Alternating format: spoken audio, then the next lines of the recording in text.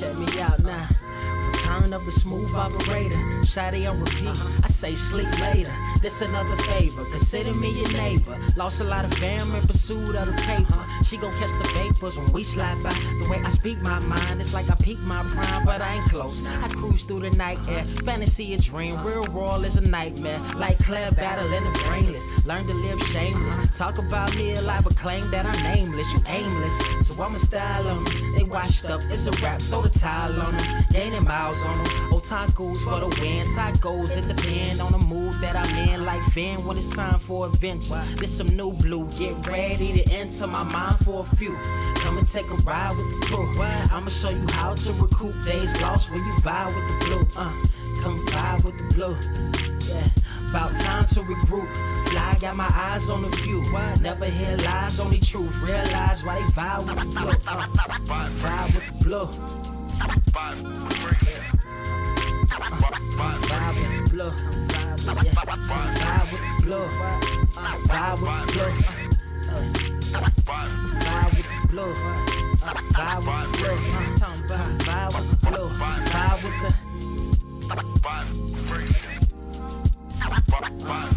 vibe with the sky. Wait, you know the rest. I'm blessed. I see you frontin' like you ain't impressed, but I still get requests. I'm playing Zelda on the GameCube. I quit spamming my music. Don't ever try forcing the links. That's a high rule. The wind waker, Mother Nature on my side too, controlling the elements. Go and check my avatar. I'm arrows ahead. Get the point moving forward. The battle scars accumulated over time are reminders of what I went through as a minor, but made me a grinder. The trees broke down for this loose leaf. If life's a game of death, I'm Bruce Lee. Ooh wee.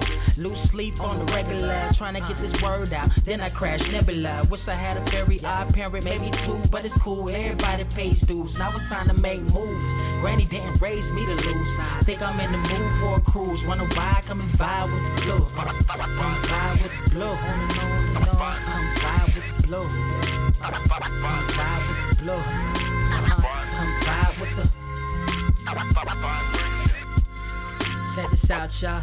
Back spazzing like the elderly. Worth of my cousin Beverly. Never swear away from the truth. Just ask Heather. Be weather, be tripping. Starting to control like our destiny. Always give you the best of me until the death of me. My weaponry is a paintbrush. Hush, don't tell my secret. They get a hold of it. If you leak it, get it. It's cool. Got you covered though, look. But let me get back to that cool-ish, loose-ish. Why they still lying? They don't do this bad at board games. Whole world clueless, selling they soul for Roof Chris. Who's this honored fella? Need a sliced extra mozzarella. Crew fly, leg guy propellers. Humanity born like they don't trust fun. Why you dodge the teller? You don't know, but my odds are better. Life's a gamble, depending on who holding the cards. You can start living at large or it's bon voyage. Charge it to the game. Me and you ain't the same. I'm thinking bigger pictures. Why you still shrinking the frame, ever blink in the rain? It helps when your eyes dry. Mob with the bright minds. Think you funny, wise guy? Midnight marauder with a new tribe. Tired of the fake. Come and vibe with the blue sky. Come vibe with the blue sky. Why do you try? We get them high. Take them high. What I do, come vibe with the blue. Yeah. Come vibe with the blue. Ask what up? Vibe with the.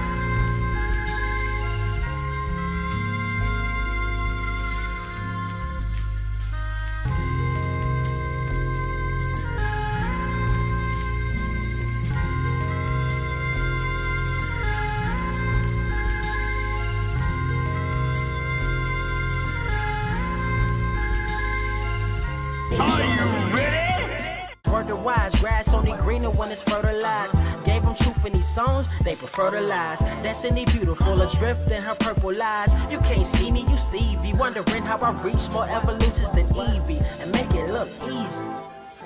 Dream on, yeah. Dream on, Dreamweaver.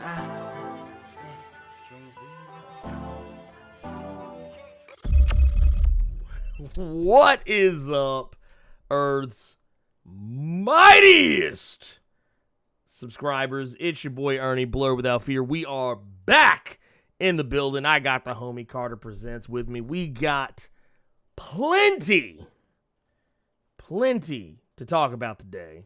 Carter, what's good, pimp? I don't like how addictive Mario and Rabbids is. I told you. This game is too much. This Switch has been getting. Hey. Look, Switch about to blow up. Can we? I know you already did a video on it, but we just talk about how good God Country issue 200 was. That shit was great. It was great. God Country 200. It was great. Look, can we just say that the entire time that Donny Cates has been writing Venom for Marvel Comics, he literally was just writing God Country this whole time. It's kind of like, what was it? God, who was it? When people were talking about Eternals, the new Eternals by Kieran Gillen. Everybody was like, "Oh, you know, he just writing Wicked and Divine, but he just writing it in Marvel." Look, you know that's what they be doing on the slick. You know that's what they be doing on the slick. The motherfuckers be coming like, "Yo, Jonathan Hickman, we want you to come and write X-Men over in Marvel, but can you write it like Decorum? Oh, God. Can you just make it Decorum? Only it ain't Image, it's Marvel. It's X-Men's." Ladies and gentlemen, we just fucking around. But no, man, I just want to say, something me and Carter literally just talking about before we hit the button. Happy Juneteenth, everybody. Juneteenth kind of snuck up on my ass this year. I'm not gonna lie. I don't know how I forgot about it.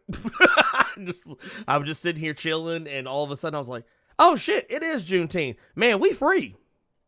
Here's the thing, though. Here's somebody who may have forgotten about it.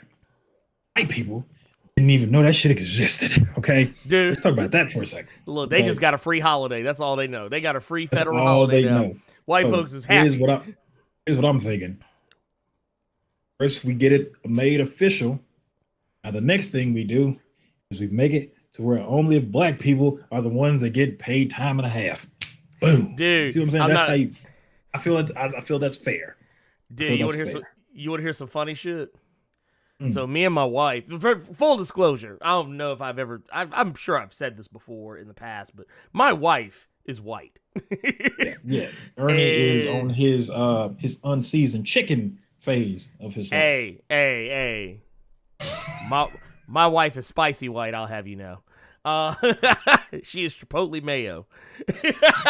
She's Chipotle mayo. What was that motherfucking TikTok motherfucker had where he's like, what do you mean? What do you mean white people be like? He's like, motherfucker, you white. You like Woody from Toy Story. You ain't spicy white. What is you, Chipotle mayo?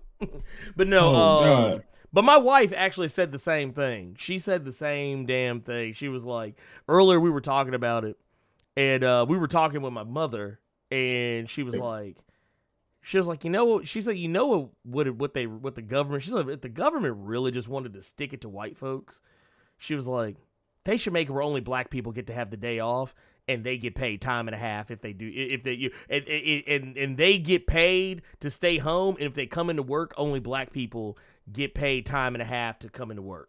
She's like, that's how the government should do it. And I just looked at her, and a single, like, you know, Denzel and Glory, the single Denzel tear just rolled out my eye. I was like, so proud of you. I'm so proud of you. But you know what? You know, we can say that, and you know, we're all making jokes and things like that. But going on Twitter, hoes mad. You Caucasians, boy. I saw one thing somebody uploaded on Twitter where we're at a bar. And now I'm going to admit it was horrible, but I laughed. But they were at a bar, and they said that the bartender just randomly gave them this drink, and they didn't ask for anything. It was liquor. It looked like it was almost like a tequila or whatever. They had a big ass watermelon in it. a big ass piece of a watermelon in it for Juneteenth, and then the caption said "jigaboos." I thought it was funny. I'm not gonna lie. Okay, I chuckled a little bit at jigaboos. And then another comment said that one of the people said, I guess that's that new Juneteenth drink, sex on the plantation. I thought that was kind of cool. White people finna go crazy. This just gave white people free reign. Let's just say, I think that they're gonna think just because it's Juneteenth they can say certain things. I feel like it's gonna be a lot of white people that get hurt. I just feel like, be careful, white America. Okay, white folks will be having Juneteenth parties, but ain't gonna have no black people there. They're gonna have it on a motherfucking plantation, and motherfuckers will be wearing blackface. And yeah, I don't know, man. You know what, honestly, now you done said all this, nah, I don't want that shit to be a federal holiday, because white folks just gonna fuck it up for everybody. Let me fuck around. Fuck it up for everybody. And you know I'm in California. I have one white male, one white female look at me today and say Happy Juneteenth. I'm fighting them. Don't Wakanda forever. No, don't do this to us. I'll put you to sleep. Don't do that to me, please. Look, this is a new holiday for y'all. Don't walk up to me doing this. I swear to God, I choke shit at you. Don't do that. What if you sitting in Starbucks and you see a motherfucker white dude sitting across, like off to the side, and he just look at you and just start doing this? Dude, I had one instance where it was like with the shoulder bomb. I don't do that. Don't do that. I swear to God. During Black History Month, true story, I was actually at a Starbucks, and I swear to God, this is how it happened. This white guy is looking at me, and he just looks at me. He just does this. Fucker, why are you shaking your head at me? We are not the same color, okay? This is your color right here. Right here. Don't look at me and do this. Out here looking like marshmallow. Look. So... But no, it all fuckery aside, though. I will say this: I am glad that Juneteenth is being recognized. It's been a slow climb, but a lot of black centric things, a lot of African American history has kind of been slowly over the last few years been getting recognized. So I mean, I'm happy for it, but at the same time, I feel like it's not happening for the right reasons, or the reasons that I feel actually give it the weight that it should. It's kind of like, for those who understand where I'm coming from this, what I'm saying is it's kind of like how they're finally, granted not nationwide, but in Tulsa, in that area, they made the Tulsa race massacre a part of the curriculum. However, and I'm fine with that. I think that's great. But the only reason they did it because of fucking TV show. Fuck TV show on HBO came out, Watchmen, and basically made white folks realize that the shit was real because they started looking it up. And they reason I'm laughing. It's just because the first thing that popped into my head when you said that, and trust me, y'all, we're not gonna stay on this long. Okay. Yeah. Said the only reason people know about it is because of a TV show, because of fucking Watchmen. And then I'm looking at our chat right now, and everybody is saying, "Where the fuck are my Redfordations? Where's my Redford money?" Right? There's a Redfordations. You know what I'm saying? Where's Robert Redford to give me my shmoneys? Dude, honestly, that's kind of how I feel they should do our reparations. Like, now that you didn't recognize Juneteenth, only black people get paid on Juneteenth, so every Juneteenth we get our check. Like Juneteenth could be everybody, how you get the stimmy, how we get the stimmy check. Like, instead of the stimmy check, it'd be the reppy check.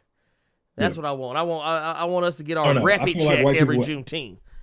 I feel like white people would do something they think is helping us, but it was actually hindering us. Because the one thing I was laughing at, just to go back to what I was laughing at, you saying the only reason people know about Tulsa is because of a TV show. What if they put that shit in the curriculum but instead of them talking about it, they just show that scene from Watchmen. We just see explosions and shit like that. Look, motherfuckers get blown up on the screen, just beating brakes off somebody out of nowhere, and that is the Black Wall Street Massacre. And then they go right back to Christopher Columbus making babies and fighting sumo wrestlers and whatever the fuck they do in geometry nowadays. But George Washington cut down a cherry tree. Was that him that cut down a cherry tree? I don't remember. Oh, he fought vampires. Oh, that's all right. No, was that Abraham Lincoln? Yeah. That was Abraham Lincoln. Honest Abe was the one who was fighting vampires. There you go. Yeah. Yeah, that's the one. That's the one. All bullshit aside, actually, funny non sequitur. Actually, it's kind of adjacent to what we're talking about. Did you know that the woman Jean Smart, the woman that played Silk Spectre in the Watchmen TV show? Yeah. You know who that was originally supposed to be? That was supposed to be Sigourney Weaver. Like, yeah, that was supposed to be Ellen Ripley, but she turned it down. And Gene Smart just kind of slid in and got that motherfucker. And I was like, dude, could you imagine seeing Sigourney Weaver taking that big ass blue dildo? That's the first fucking thing that popped in my head. I'm saying, like, I don't think we would appreciate good old Ellen Ripley shoving all that up in her. I don't know if we would appreciate that. Look, having to lube that thing. Look, she just sit here just pour, like she's doing it, just pouring the lube all over the motherfucker. Just like she emptied a whole bottle of lube on the big blue Dr. Manhattan dildo. Lord, anyway, we got super chats galore. But before I talk about the super chats, there's something I want to do. Because, the show is never the same without it. It is never the same because at the end of the day, we have to recognize that Geronimo Smith is in this motherfucker. We also got DeMarco Langston. We got Hugh Ratcliffe Jr., Artie Aaron 70 from across the pond. We also got my homie Gabriel the Dark Knight in this sumbitch. And I'm going to go and tell you right now, real heroes do eat cat. Anyway, Wild Child 730 NY2 Vegas is up in this motherfucker. We got Brian Harris. We got Revolver Theory. We got Trip 08201. We got Jason Ware in this sumbitch. Ricky Domo didn't come to play in this motherfucker. We got Gamora Skipper. We got Zombie Mitch. We got Jesse Smith. We got the True Pharaoh in this motherfucker. We also got Carlos Johnson. We also got my homie Jamal Simmons. We got Mailman in this motherfucker. We got the homie Art Edmondson in this sumbitch. We also got Frederick Mason, Dark Main X, Rain Deb Joyce is in this motherfucker. We got Sir Yuri. We also got Cyrus Uchimaru up in this motherfucker. We got the Sawbone. Wait, Sawbone Sanchez. Wait, is Bonesaw ready? He knew I was gonna do this shit. We got my homie Chase Danger in this motherfucker. We also got my guy Absolute Venom. Gots to go get him. You thought I was gonna forget. Just because Venom number 200 came out, we still got to go get him. We got Jose Pangelina in here. We got Eric Morgan. We got Leather Jacket Anti-Hero in this bitch. Who else? I see the homie Trey Johnson, Tysheen Gadsden in the building. We also got, is this Brother Black in the building. Lord have mercy. We got T-Mac 0284. We also got the homie John Smith. Look, I'm just going to go ahead and assume that's your real name. We got Rubius Archos in this motherfucker. We got Free Gamer 26. We also got Trevor Galt. We also have Nick Carwell up in this motherfucker. Scott Fitzgerald in this sumbitch. Panther Noir up in this motherfucker. We also got, Grayson Red in the building. What's up? We also got the homie K-Pac. We also got, is this Menzina? We got him up in here. We also, last but most certainly not least, we also got Black Nito, leader of the Brotherhood of Evil motherfuckers, up in the goddamn building right now as we speak. We still got more because my chat just updated. We also got Perfect Entropy Official up in this sumbitch. We got a Conscious Ice Wall up in this motherfucker. We got Splosh in the building. Vivo Brian. We also got, what is this right here? Diamond Hampton up in this motherfucker. What's good, pimp? And that is not everybody, because we also got a special guest in the building.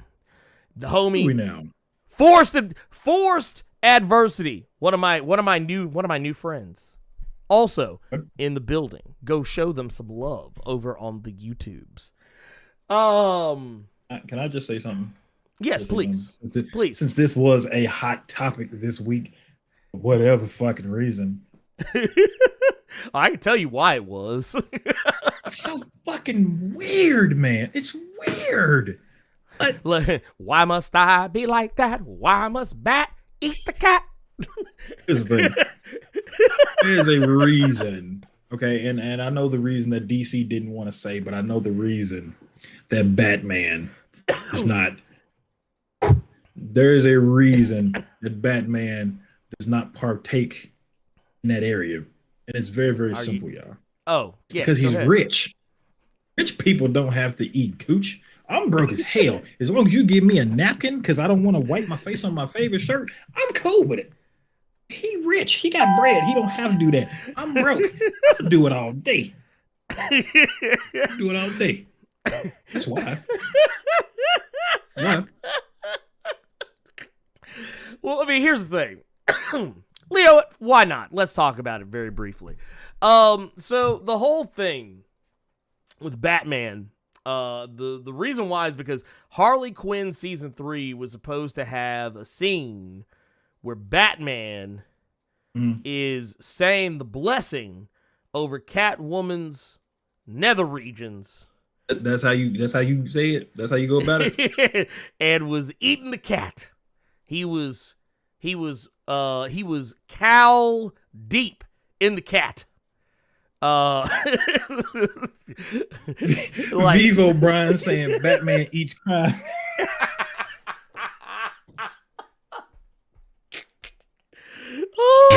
Danger. Okay, so point of the matter is that while all this was going on, while these conversations were being had, which makes no sense. Why people are having these conversations?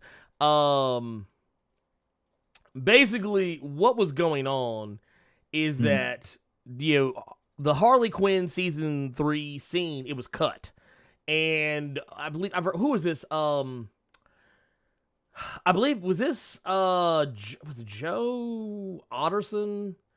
I think they had this conversation. I can't remember who it was that said it, but it was somebody at DC Comics. And basically what they said is, or no, it wasn't him. No, it wasn't Joe Otterson. It was, what was this guy's name here?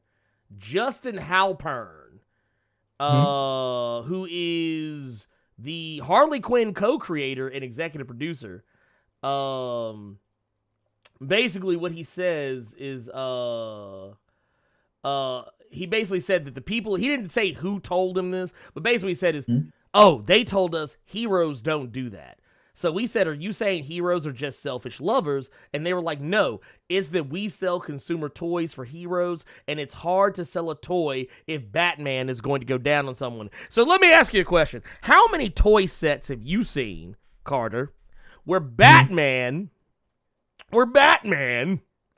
is eating the cat? How many toy sets have we seen, period, where any superhero? I have, as long as Cyclops and Jean Grey have been clapping each other's cheeks, and now currently Wolverine is also involved in this mixture. How many toy sets have we seen? I hope Jean isn't clapping Scott's cheeks. I'm looking at Cyclops completely different now. Cyclops was wrong. I need that shirt. But let that happen to him. Cyclops was wrong, bro. Hey, I'm just saying, look, it's 2021, man. Look, yeah, shit's happening. But you know what? Since you said that, sir, okay, I'm gonna answer your question with a question. Yes, go ahead. You asked me about how many figures I've seen that do that. Here's my question to you. If that's the case,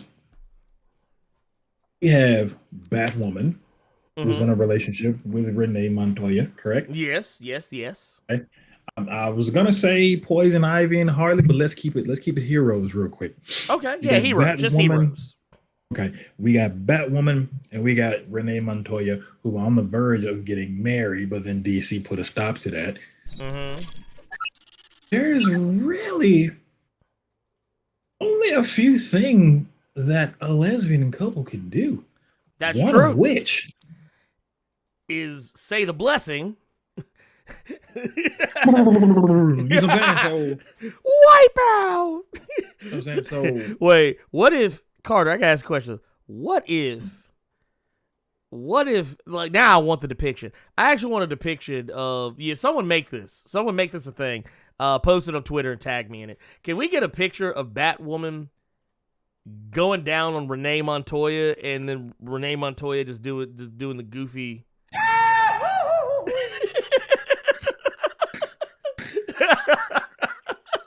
That's all I want. That's all I want in life. But no, I'm just saying. Heroes don't do that. So what is Batwoman? I guess Batwoman doing. Because now y'all really finna open the floodgates if you saying that all Batwoman is doing this some. Look, Batwoman doing it. Yeah, I didn't do all that. You being nasty now. I don't want to be on this show anymore. Where's my squirt bottle? I need to spray your head with water. Can you calm down? Oh god. But I mean, for real though, like why? Like why is that a thing? Like what? Okay, first off, you know what little boys and girls, and children of all ages are thinking about when they go to pick up a toy from the Target or the Walmart. Heaven forbid the comic shop. You know what they're thinking about? Pervert kids are bending Barbie over to put with Superman. Wait. Next thing you know, DC is gonna be telling us real heroes don't bend women over and have sex with them doggy style. I wonder how old Superboy came to be then, huh?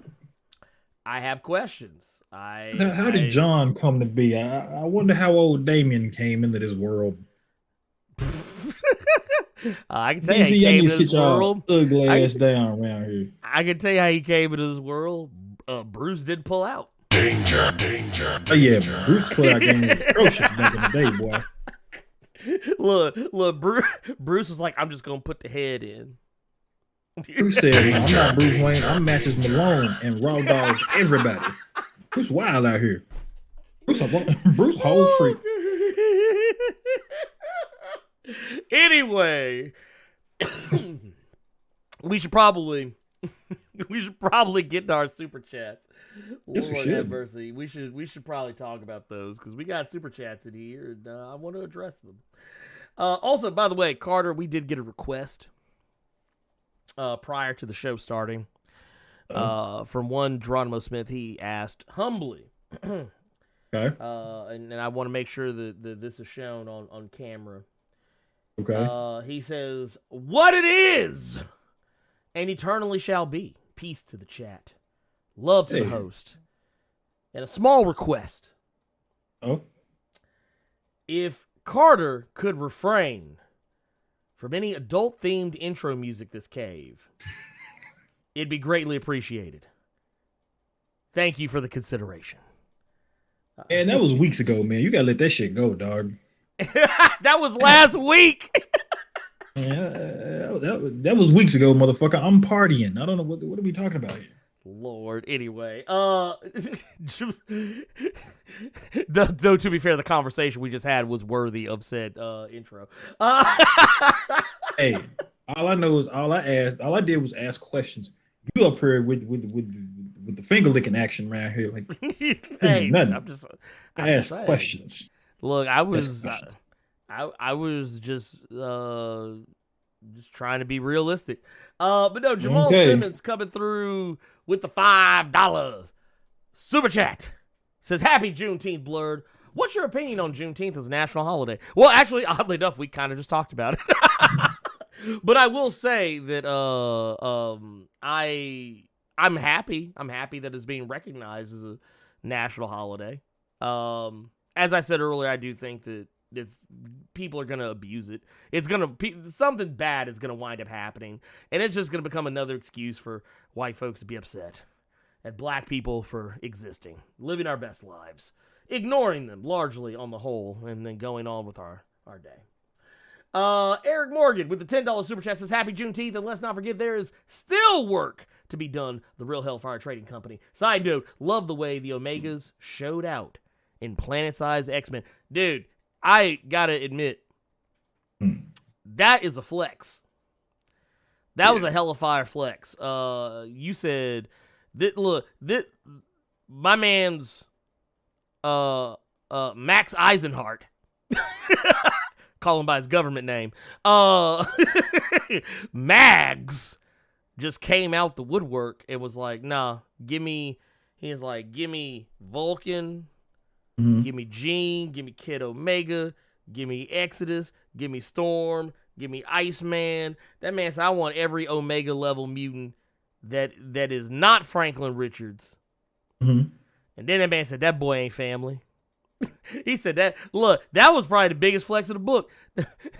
That man said, look, Magneto turned into Soldier Boy when Kid Omega said, well, we gonna get Franklin Richards. He was like, Franklin? Franklin? Although it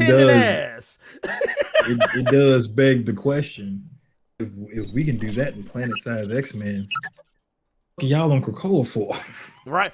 But no, that's actually the best part of it, though. So if you go back and read X-Men number 21, the part where Namor is all like, hey, I rule the oceans of the earth.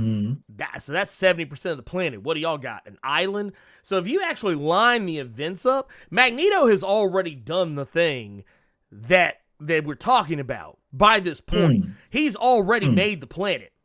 So when Namor said that, less than 5 minutes later, they're like, hey, by the way, y'all, Planet Araco, what's going on, y'all? Yeah, we got a planet. What of it? What, dude, how did they end up? Dude, I wonder if Jerry Duggan watches Dave Chappelle. Because, that was basically a Dave Chappelle skit they did. All Magneto had to... No, you remember Black Bush? Yeah. Yeah, where Dave Chappelle got him, he was like, M-A-R-S. Bars! That's right, I'm talking Red Rocks. He said, that's what we got now. We got Red Rock. He said, why am I worried about all this other shit going on, these scandals and stuff? Man, we talk about space. That's basically. And now you got me thinking about that whole skit, because I know Charles and fucking Eric are probably looking at Namor like, I mean, do you have a planet? I mean, I would shut the fuck up if I didn't have a planet. You know what I'm saying? You got water, my nigga. We got a planet. Shut the fuck up. I mean, we got a planet. Dude, that's what I'm talking about. That's what I'm here for. That's what I would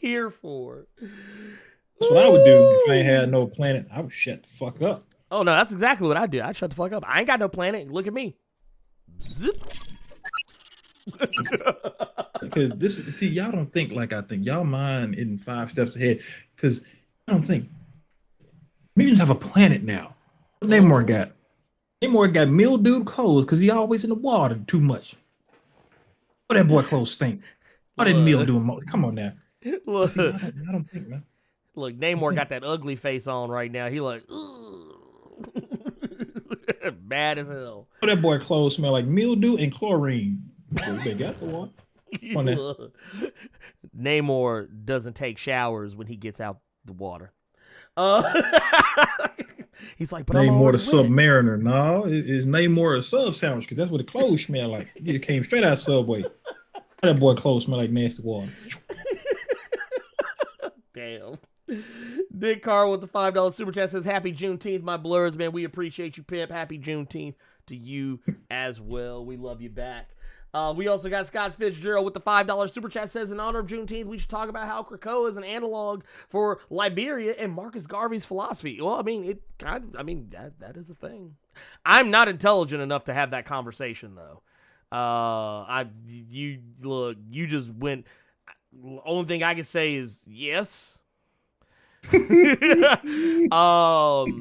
I look, let me explain something. I was barely intelligent enough to talk about the comparison of Krakoa and Black Wall Street. I was barely intelligent. Like when I said that shit, I was just like, oh shit, yeah, that is actually kind of thing, isn't it? Yeah. But no, I do agree though. I mean, but the thing is, when you create something that no one else has, when you are a marginalized group of people, you create something that the rest of the world doesn't have, but the rest of the world wants. All you do is you eventually create a target that you put on your back, because motherfuckers gonna come after you. They gonna want your shit. They're gonna want to take what you got. Look, you saw Planet-Size X-Men, NASA in they feelings. Man, we just wish they would have told us. We just wanted to see. Crying ass. Well, y'all, motherfucker, go put a spaceship up in the air, goddammit. We got red rocks. We got red rocks to worry about. Man, y'all got nothing. Get the fuck out. I want us to get back on these super chats, but I see one person when it comes to Juneteenth, one person in the chat asked, so if you're light skinned, does that mean you get half a check? No, that means you get a handshake and is told to get the fuck out of my face. I got bands to spend. That's what happens. You already light-skinned, okay? So you win in any motherfucking way. Because you beige. You know, you are a khaki-colored criminal, as I like to refer to y'all asses. You don't need a check. You passed the brown paper bag test. Okay. You remember that? You remember that shit? They had a brown paper bag. Like, if you darker than this, you can't come in. My homie Sawbone. Sawbone Sanchez. That sound like he ready to just like put like power drive on some sheet glass stuff. Sawbone Sanchez. Look, wait, hold on. You sure you don't wrestle for CZW? Oh man. Look, you know he beat up somebody from ICP. You that name. Look, I'm scared now because I don't want to say nothing out of line, because now this motherfucker gonna knock on the door of my house and be like, "Oh yeah, I heard you was talking shit. Now I gotta bust this this motherfucking light tube over your head." Yeah. And then I'm gonna take some motherfucking what's the motherfucking them damn bricks, the big ass fucking bricks, and pour some motherfucking gasoline on them and pile drive you through them some bitches, and then go do them, and it hit you with them stone cold kicks. Oh god. Sawbone Sanchez sound like he has a pair of Converse that have thumbtack super glued on them, so he's super kicky. Sawbone Sanchez sound like he can kill at least 3 people in the ring. Let me not mess with that man. Yeah, no, I ain't trying to die. Thank you for that super chat, sir. Look, I ain't trying to end up on an episode of Dark Side of the Ring. This is the mystery of how Blerd Without Fear was allegedly murdered by Sawbone Sanchez. No, I'm sorry, I'm fucking around. I don't know why I'm having too much fun with this. Anyway, he said, motherfucker's gonna start dressing like Akeem every year for Juneteenth. Dude, you know what? Don't give these motherfuckers no ideas. Please don't. Please don't give these motherfuckers no ideas. Conway Bergdog with the 49 Super Chat says reparations should be paid by companies that made money off slavery. Yeah. I mean, but shit. How many of them are there? There's probably an astronomical amount of them. Yeah. I mean, I'm just saying. Oh, yes. Grace of Red with 499 Super Chat says, how do you feel about the discussion on Twitter about our good brother, Scott Jamal Summers? Ooh, hold on. I feel like I've missed something. I feel like I have, did I miss something? Oh my God. While you're looking that up, I'll read this next 499 Super Chat from Birdtown Music Group. I appreciate you, my people. I will not eat cat. I will not eat bat, but I will have badass kids with a rat. Oh my God. Light bars. They give you props. But I'm dead off that shit. I don't know if I call Talia Al Ghul a rat now. I mean, you know, she fine. She fine. You know? Even though she do be she ratchet the motherfucker though. She, you know. Yeah, I wouldn't call a woman in the League of Shadow ratchet. I mean, but how she be acting though? No, you're right. But this woman that killed my ass at a moment's notice, at least with Selena, get some scratches. I don't mind scratches. You put some alcohol on them. You know what I'm saying? Tali, you'll wake up. She'll petroleum cut jelly on it. You see what I'm saying? Yeah, no. Tali will cut your dick off. Yeah, with Barbara, you might get a tooth knocked out, but that might have been a tooth that's been hurting you for weeks any damn way. How you kill your ass and then kill everybody in your family? No, I'm not gonna say all that. We have a $14.99 super chat from Leather Jacket Antihero. I fucks with that name. I'm glad I can finally catch y'all live. I've been watching y'all videos for a hot minute. I'm an active service member, and the day-to-day can be pretty bleak. Thanks for brightening things up. Yes, sir. Man, we appreciate you. First and foremost. Yes. Let's see. Huh? Hey, can you do me a favor? Carter, would you like to put someone in the hole? Yes, sure. Can you put Laser on in the hole, please? Please and thank you. The hell is that? That is Bulgarian, I presume. I translated. I'm not finna try to read it because I feel like if I try to say it, Candyman gonna come get me. I mean, it didn't translate to anything that I think it sounded as though they were not happy with something that we said. So if they're not happy, we can usher them into exile at the bottom of Krakow with the Simon Adebisi Sabretooth. Want me to sing to him? No. Usher that. No. Send that motherfucker. I mean, you can sing "Let It Burn" as they go down to the bottom of that motherfucker. But okay. Send them to the bottom. What usher are we talking about? The singer? You want me to go get the usher board from church? What the fuck you want me to do with this man? Look. The board. We gonna go crash the deacon board meeting. Okay. Not on Juneteenth. You asking to go to hell? Look, right. Trip08201 with super chat $4.99 says, while Batman refuses to eat it, Wolverine is eating Jean Grey from the back while Cyclops is watching like a cuckold. Hashtag how do y'all know these? Savage Land life. How do y'all know? Danger. I mean, let's be fair. No. Let's be fair though. Jean, Scott, and Wolverine have adjoining rooms. Yeah, we know that part. Yeah. And we have seen. You know what I love? I love how depending on which comic you're reading, it depicts a different look at Cyclops, Jean, and Wolverine's relationship. Like if you're reading X-Force, Wolverine wearing that ass out. Yeah. Jean be leaving Cyclops' bed and going to Wolverine's room on the reg. But if you go I appreciate Scott because you know. And every time Jean is in that room getting Berserker Barrage,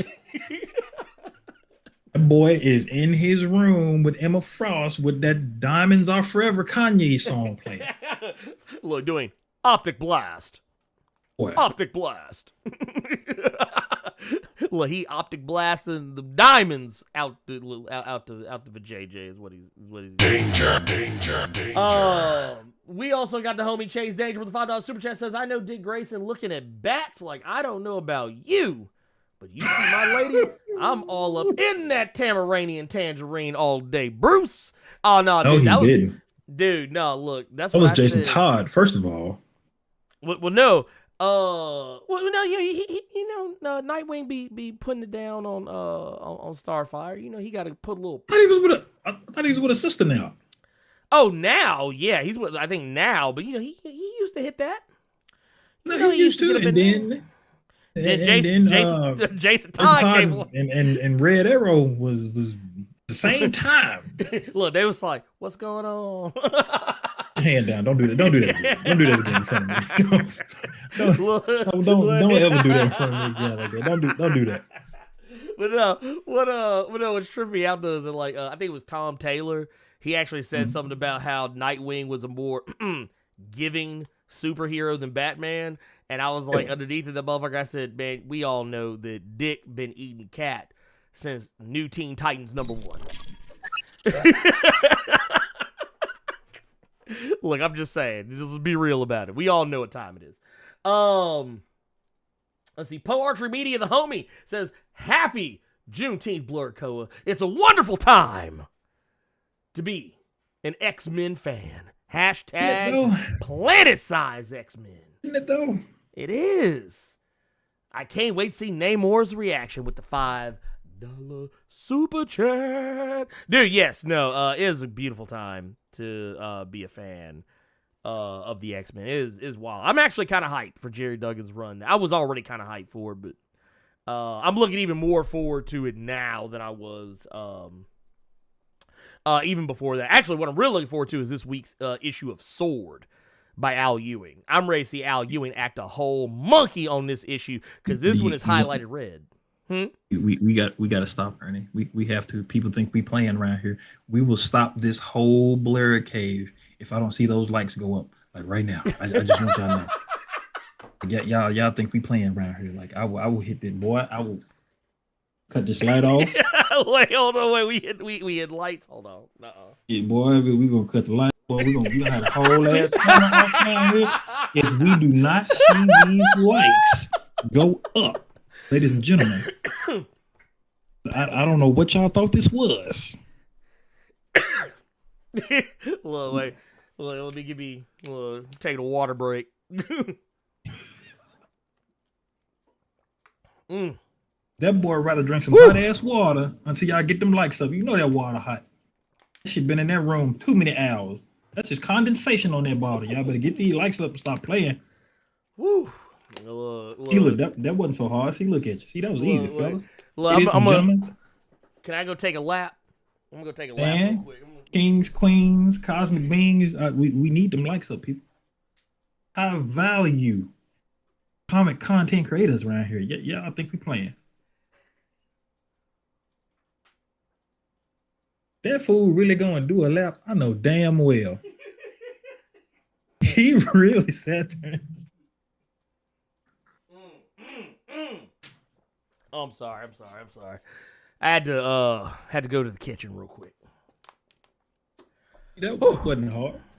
There you go. See, I like this. Juneteenth. So look at the numbers going up. I love it. I love to see it. But don't stop because we don't stop because we said that y'all doing good though. Don't stop. Keep shit going. We also. But no, we also got King Kundu with the $5 super chat. Says, can we give a salute to Johnny Storm? He one-upped on Dr. Doom and got him in his feelings. First off, can we look? I know I don't talk about this very often, but can we resurrect the Ain't Shit Squad? God. Can we resurrect the Ain't Shit Squad? Because Johnny Storm is the house treasurer of the Ain't Shit Squad. This motherfucker out here, he done woe out Dr. Doom's bride. Wait. No, Carter, how was it you said he had that heifer, had her the Steiner recliner? Yeah. Here's the thing. Ernie didn't know that's what happened in this issue. I did not. Thank you for the super chat, by the way, until I told him. I did not know. And Dr. Doom's bride, for everyone who didn't read this recent issue of Fantastic Four, it's not my recommended, so no, fuck out of here. But long story short, let me bring you all up to speed. Dr. Doom is getting married. He wanted to make Reed Richards his best man. He was ready to let bygones be bygones. His bride-to-be waits until they're speaking their vows to tell Dr. Doom, I love Latveria, I love you, I want no secrets between us. Before this happened, Johnny Storm had me in the Steiner recliner.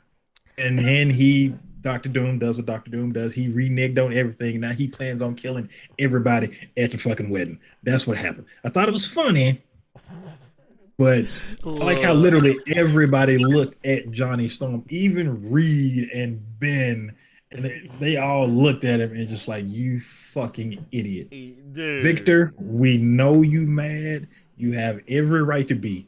And you not, but it was too late. Dr. Doom ready to break everybody off. So, dude, oh my god, I love that. I actually did go back and read. I was like, man, dude, that is some bullshit right there. You know what? Can you imagine your girl telling really you some shit like that? That's not the bullshit part to me. The bullshit part was Johnny Storm is in Latveria and still trying to stop her from marrying Doom. That's the ain't shit part to me. Dude. How were you in his house trying to scoop her up like some Skittles? Like, what? Look, wait a minute. I've never liked Johnny Storm, but I hope Doom fucks him up. Look, let me tell you something. Johnny Storm was in Doom's house on some Michael Jackson Remember the Time shit. Like, you remember that shit? You remember the music video for that shit where Michael Jackson went into went into Eddie Murphy's house, hollering at his wife, talking about, remember how we used to be on the phone till dawn, till 3? Talking about how like how we used to get down back in the day. Yeah. You talk about this in front of Eddie Murphy, and like he ain't sitting there. And then, that's why I'm not even mad at Dr. Doom. How would you respond if this woman you're gonna marry for the betterment of that very proceeds to tell you, Johnny Storm did this to me? look, had her in the STFU. It did that to me. Did that to me. Look, had this heifer in the had this heifer in the crippler crossface.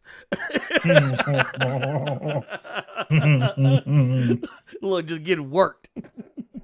But no, Kino Mike Hamilton with the $4.99 super chat coming through, saying how Static gonna look his people in the face after letting Hot Streak do what he did. Question via the No Case podcast. Dude. I agree with that. Dude. I ain't gonna lie. What that boy about to do. Dude. Hot Streak set that motherfucker whole house on fire. Oh. Dude. I'm sitting there reading that issue and I'm like, wait a minute, you just not gonna kill this thing?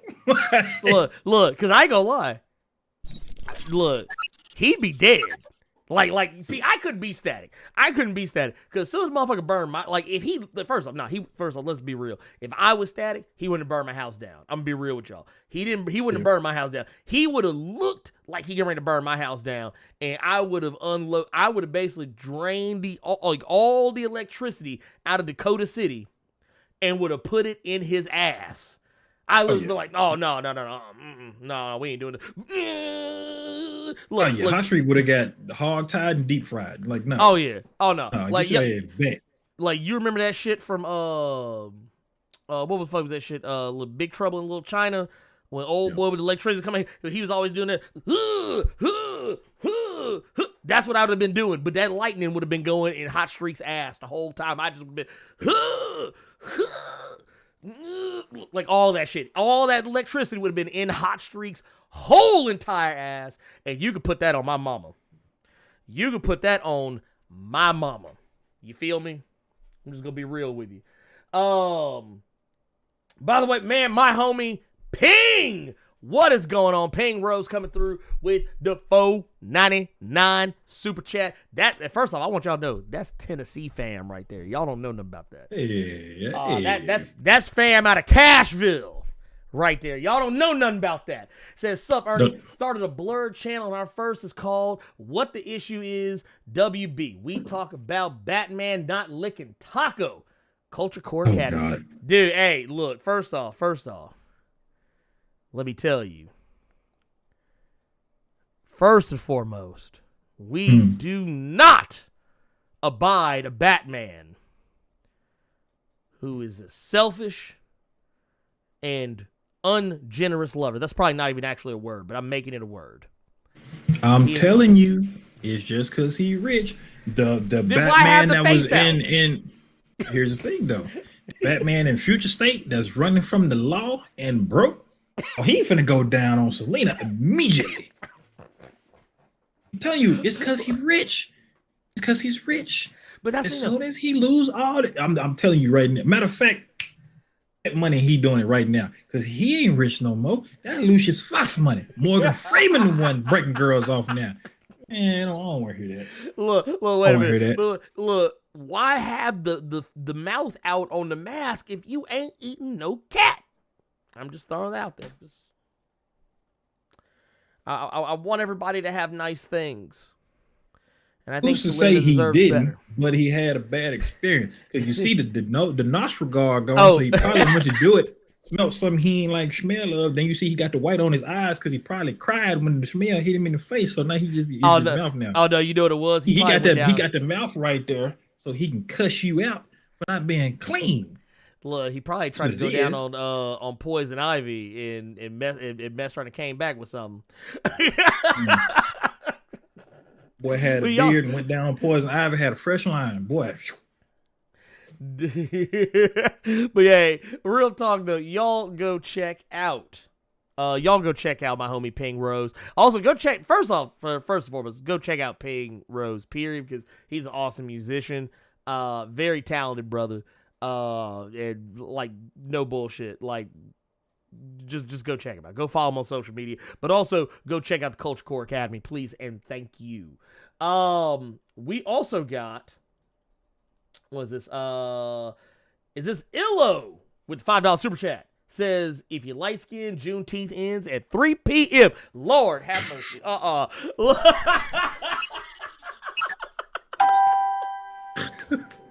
That man said it at 3. He said, look, whatever you barbecue. That means, do you know if you a light skin, like you're a light skinned black family and you got Juneteenth plans, that means you got to lead a party by you got to start making your plate by 2:30.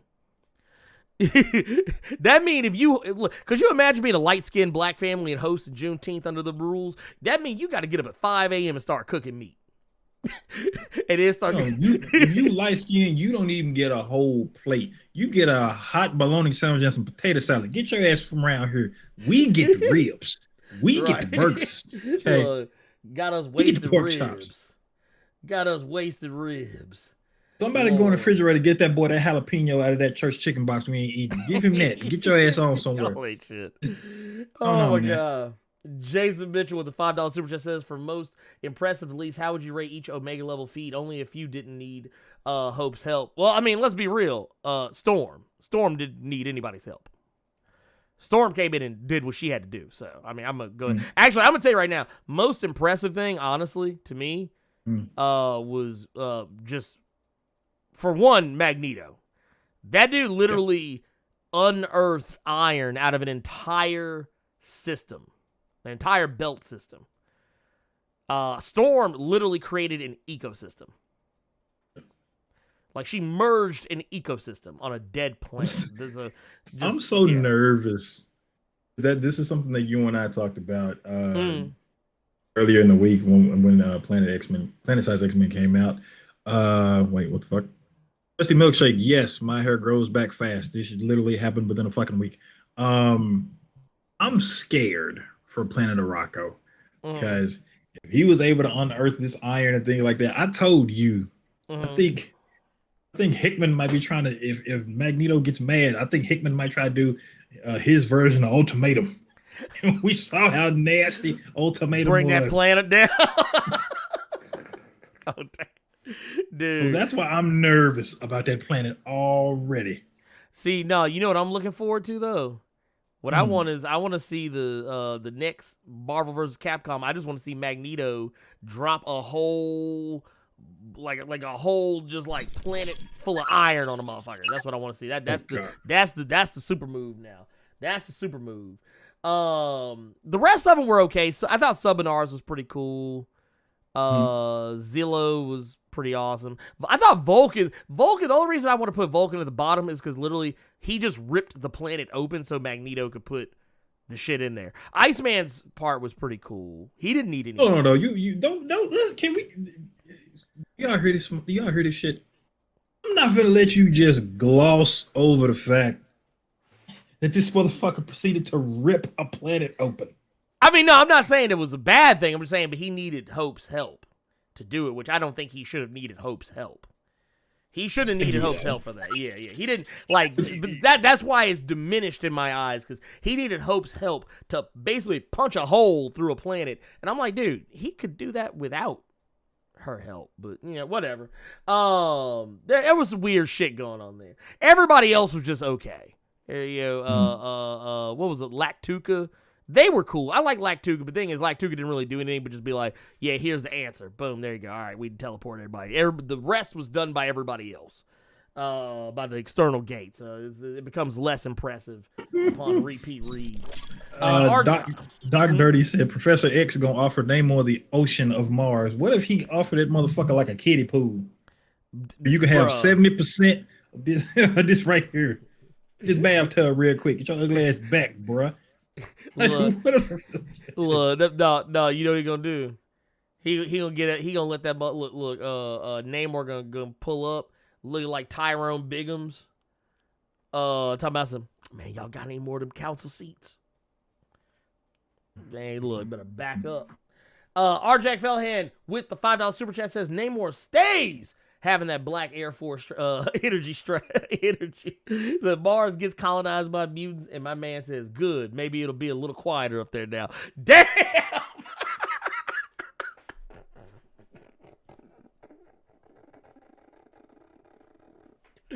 Really, I'm done with y'all. Did he really? That's cold. Look, that's cold. Look, Namor will be like, well, look, he'll hit him with that. Wait, crime went down 100%? Did the mutants get reparations too? Boy, I swear, one thing that I keep going back to is you remember when they really weren't doing a lot with the X books, so we were trying to put the Inhumans in the forefront and do all this space stuff. I wouldn't be surprised now with them having a planet if that's the route they go, just because of, now I could be completely wrong about this. This is one of those few times where I could be wrong. You know, I was right about the X-Men being in the MCU now. Y'all saw that in the last X-Men issue. I was right about that. So reading Venom 200, if you remember the Flash Thompson story, it seems like I got a lot of like mutant vibes from the Flash Thompson story, since we just have symbiotes all over the planet now. We don't know who's one. We don't know who's not one. I got a lot of X-Men vibes from that Flash Thompson story. So it wouldn't surprise me if we're going to make symbiotes the new X-Men, and then we just going to put, no, we're going to just put the X-Men in space real quick. We already got Al Ewing on Sword. Who's to say the boy won't get another book? Well, and Al Ewing is also on, Al Ewing's on Venom. And I actually got more Secret Invasion vibes than anything else. The whole, like, oh man, dude, we're hiding out. Yeah. We've been in this motherfucker for a minute, but that honestly, I feel like that's a storyline they should have paid off like down the road. Like, they should have let that. See, I didn't get Secret Invasion though. I didn't get Secret Invasion just because we say the first person we see with a symbiote is a kid who was in the hospital who was dying if that symbiote's gone. I didn't really. I don't mean in the mutants. Yeah, not so much in the strictest sense. I'm not saying so much in like the strictest, like, oh, we're taking over the world, but from a different perspective where, like the idea that these people are like, hiding symbiotes. Kind of like, remember how like post Secret Invasion, how we found there were still Skrulls just like hanging out on Earth, but they weren't doing anything. They weren't fucking with nobody. They were just minding their own business. Like, that's kind of how I feel about it. Like, that's what it's gonna wind up being. Is like, man, look, man, we don't even fuck with Null no more. Damn, we don't even fuck with him like that, man. We ain't even want to be here. Like, what was that shit like on Iron Man 3, which I got reminded about when Iron Man broke all them fools off, and there was one dude like, man, I don't even like these dudes, and he just ran. Like that's how these symbiotes are. Like, man, we ain't even like Null like that, man. Look, we out. But my man K-Pac with the $5 super chat says the X-Men have done what Marcus Garvey, Malcolm X, and other groups been saying black people should have done. What do you guys think will happen with the X-Men on Mars? Motherfuckers gonna be mad. They already mad. Hoes mad. They gonna come after them. I know you. I feel what you're saying when you say that, bro. But like, a black person out here can put a whole planet together in a good day and a half. No, well, I don't know any redheaded black women that could just help another black man split a fucking planet in half. I don't know a brother that's just running around here pulling iron out the earth. I can go find one that got an iron board. I know several that have an ironing board, but I mean, I don't know no brothers who could just make a fucking planet like that, big dog. Have the crease in your pants so sharp you can cut bread with the motherfucker. That Man, you cut yourself with them, boy. Well, you'd be like, oh shit! Like you accidentally put your hand on your pants while you sitting down, and you pull your hand back, you got blood all over your hand because the crease was too sharp. But you sit down, but I get what they're saying. Poop, man, you take that whole leg with you because you ain't put your pants down all the way. I get what they're saying, though. I get what they're saying. Like, just in the sense that, yeah, we should have our own shit. Like, we just had our own shit. Like, be like, hey, look, let's just do our own thing and do like the entire spirit of it. Like, do your own thing, create your own thing. And technically, here's a problem: black people have done it before, but every time, and we've seen this happen with history, every time black people have created something that was special. Like we created, we have our own town, we have our own, our own neighborhoods, we have our own anything. What happens? White people happen, and that's what's gonna happen to the X-Men. But only instead of just being white people, it's just gonna be everybody. I mean, we still have Akon making his fucking city, so that's true. We gotta see what's gonna come of that. That is true.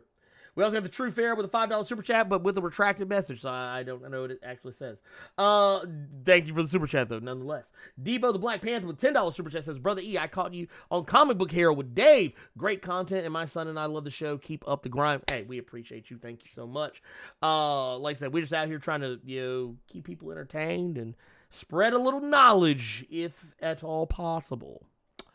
Let's see. We also got. Oh man, I love this one. Xanatos, 4673. Look, this motherfucker out here about to fuck up some gargoyles right now. Says how long before Quentin, Logan Sage, and Forge convinced Mags to grow weed on Mars? P.S. Carter looked like Quiet Storm DJ. Look, y'all better watch out. This motherfucker go mess around and hit y'all with the Sweat Hotel. Y'all keep fucking around. Dude, we have so many super chats. It's not even funny. I mean, these are first world problems. And it's much appreciated, people. We will eventually get to our topic. Like us. You like us. We love us. We y'all love us and we appreciate it. Like, I'm not mad about it.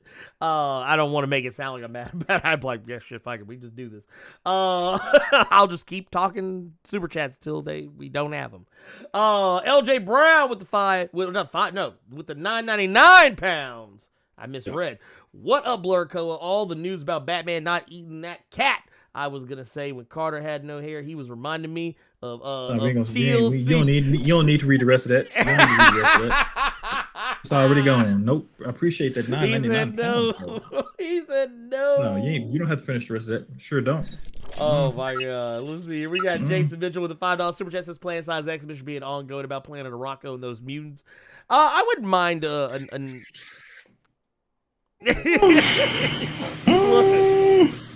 Carter has thoughts. Carter has thoughts.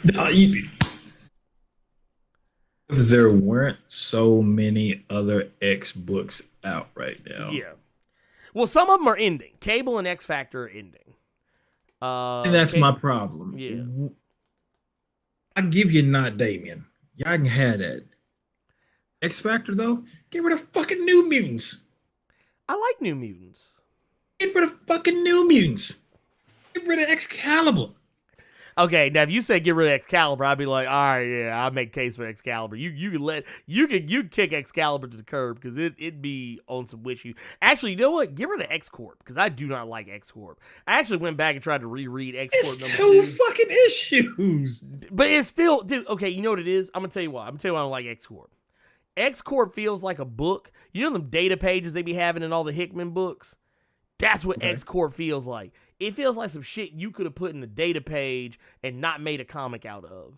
Like, I appreciate that Monet is calling some shots, and I appreciate they beat the shit out of them racist ass motherfucking Fenris twins in the second issue. But it's just like, I'm just like, dude, there's a little bit of something interesting going on. I just can't get with it. I'm gonna give it a few more issues before I ultimately render judgment. But right now, just off the strength of 2 issues, I'm enjoying Children of the Atom infinitely more than X-Corp, and it's not even close. And I actually have been enjoying New Mutants. I actually been enjoying New Mutants more under Vita Ayala than I did when it was under Ed Brisson. Which is a weird thing to be able to say. Just because I was like, dude, Ed Brisson, dude, what are you doing? And we definitely like it more than Fallen Angels. Lord have mercy. That will always go back to that one. But no, we don't need any more X books, but I wouldn't mind them going back every now and again and being like, hey, what's up with them? T1000 with the $5 super chat says, these lives make my Saturdays. Happy Father's Day in advance, everyone. Dude, we appreciate it. Thank you for that. Thank you. Yeah, all the pappies out here, because your dad, Mother's Day gets all the love. The Father's Day don't get shit. We just be like, man, I guess we just here. All right, well, you look, honestly, your Father's Day gives is they let you watch TV. They let you hold the remote. They be like, man, here you go. Dad, let Daddy pick what we watch. You done been watching Octonauts all week. Let Daddy have the TV for about an hour. An hour? God damn. You can't even watch a movie. But King Kunda with the $5 super chat says, if Heroes didn't go down, Sal's Black Panther storm wouldn't happen. Look, let me tell you something. T'Challa eating the cat. He eating the cat. Look, that man is in the eye of the storm. Let me have y'all understand. Danger. Please believe that. He is in the eye of the storm in that motherfucker. Let's see. Elo with the $5 super chat says, Namor need to stop. Like he ain't used to live in an alley. Damn! Look, you ain't got to talk about Mackenzie like that. You ain't got to talk about Mackenzie like that. Look. Why do I feel like when you watch a boxing match as a ref when he trying to stop the UFC when the dude got the brakes beat off of him and then the referee got to like dive his body in between the dude. That's what I feel like I gotta do. I gotta get me. Look, I'm sitting here. This man said acting like he ain't used to live in an alley. I'm just like, damn. Why you gotta talk about my boy like that?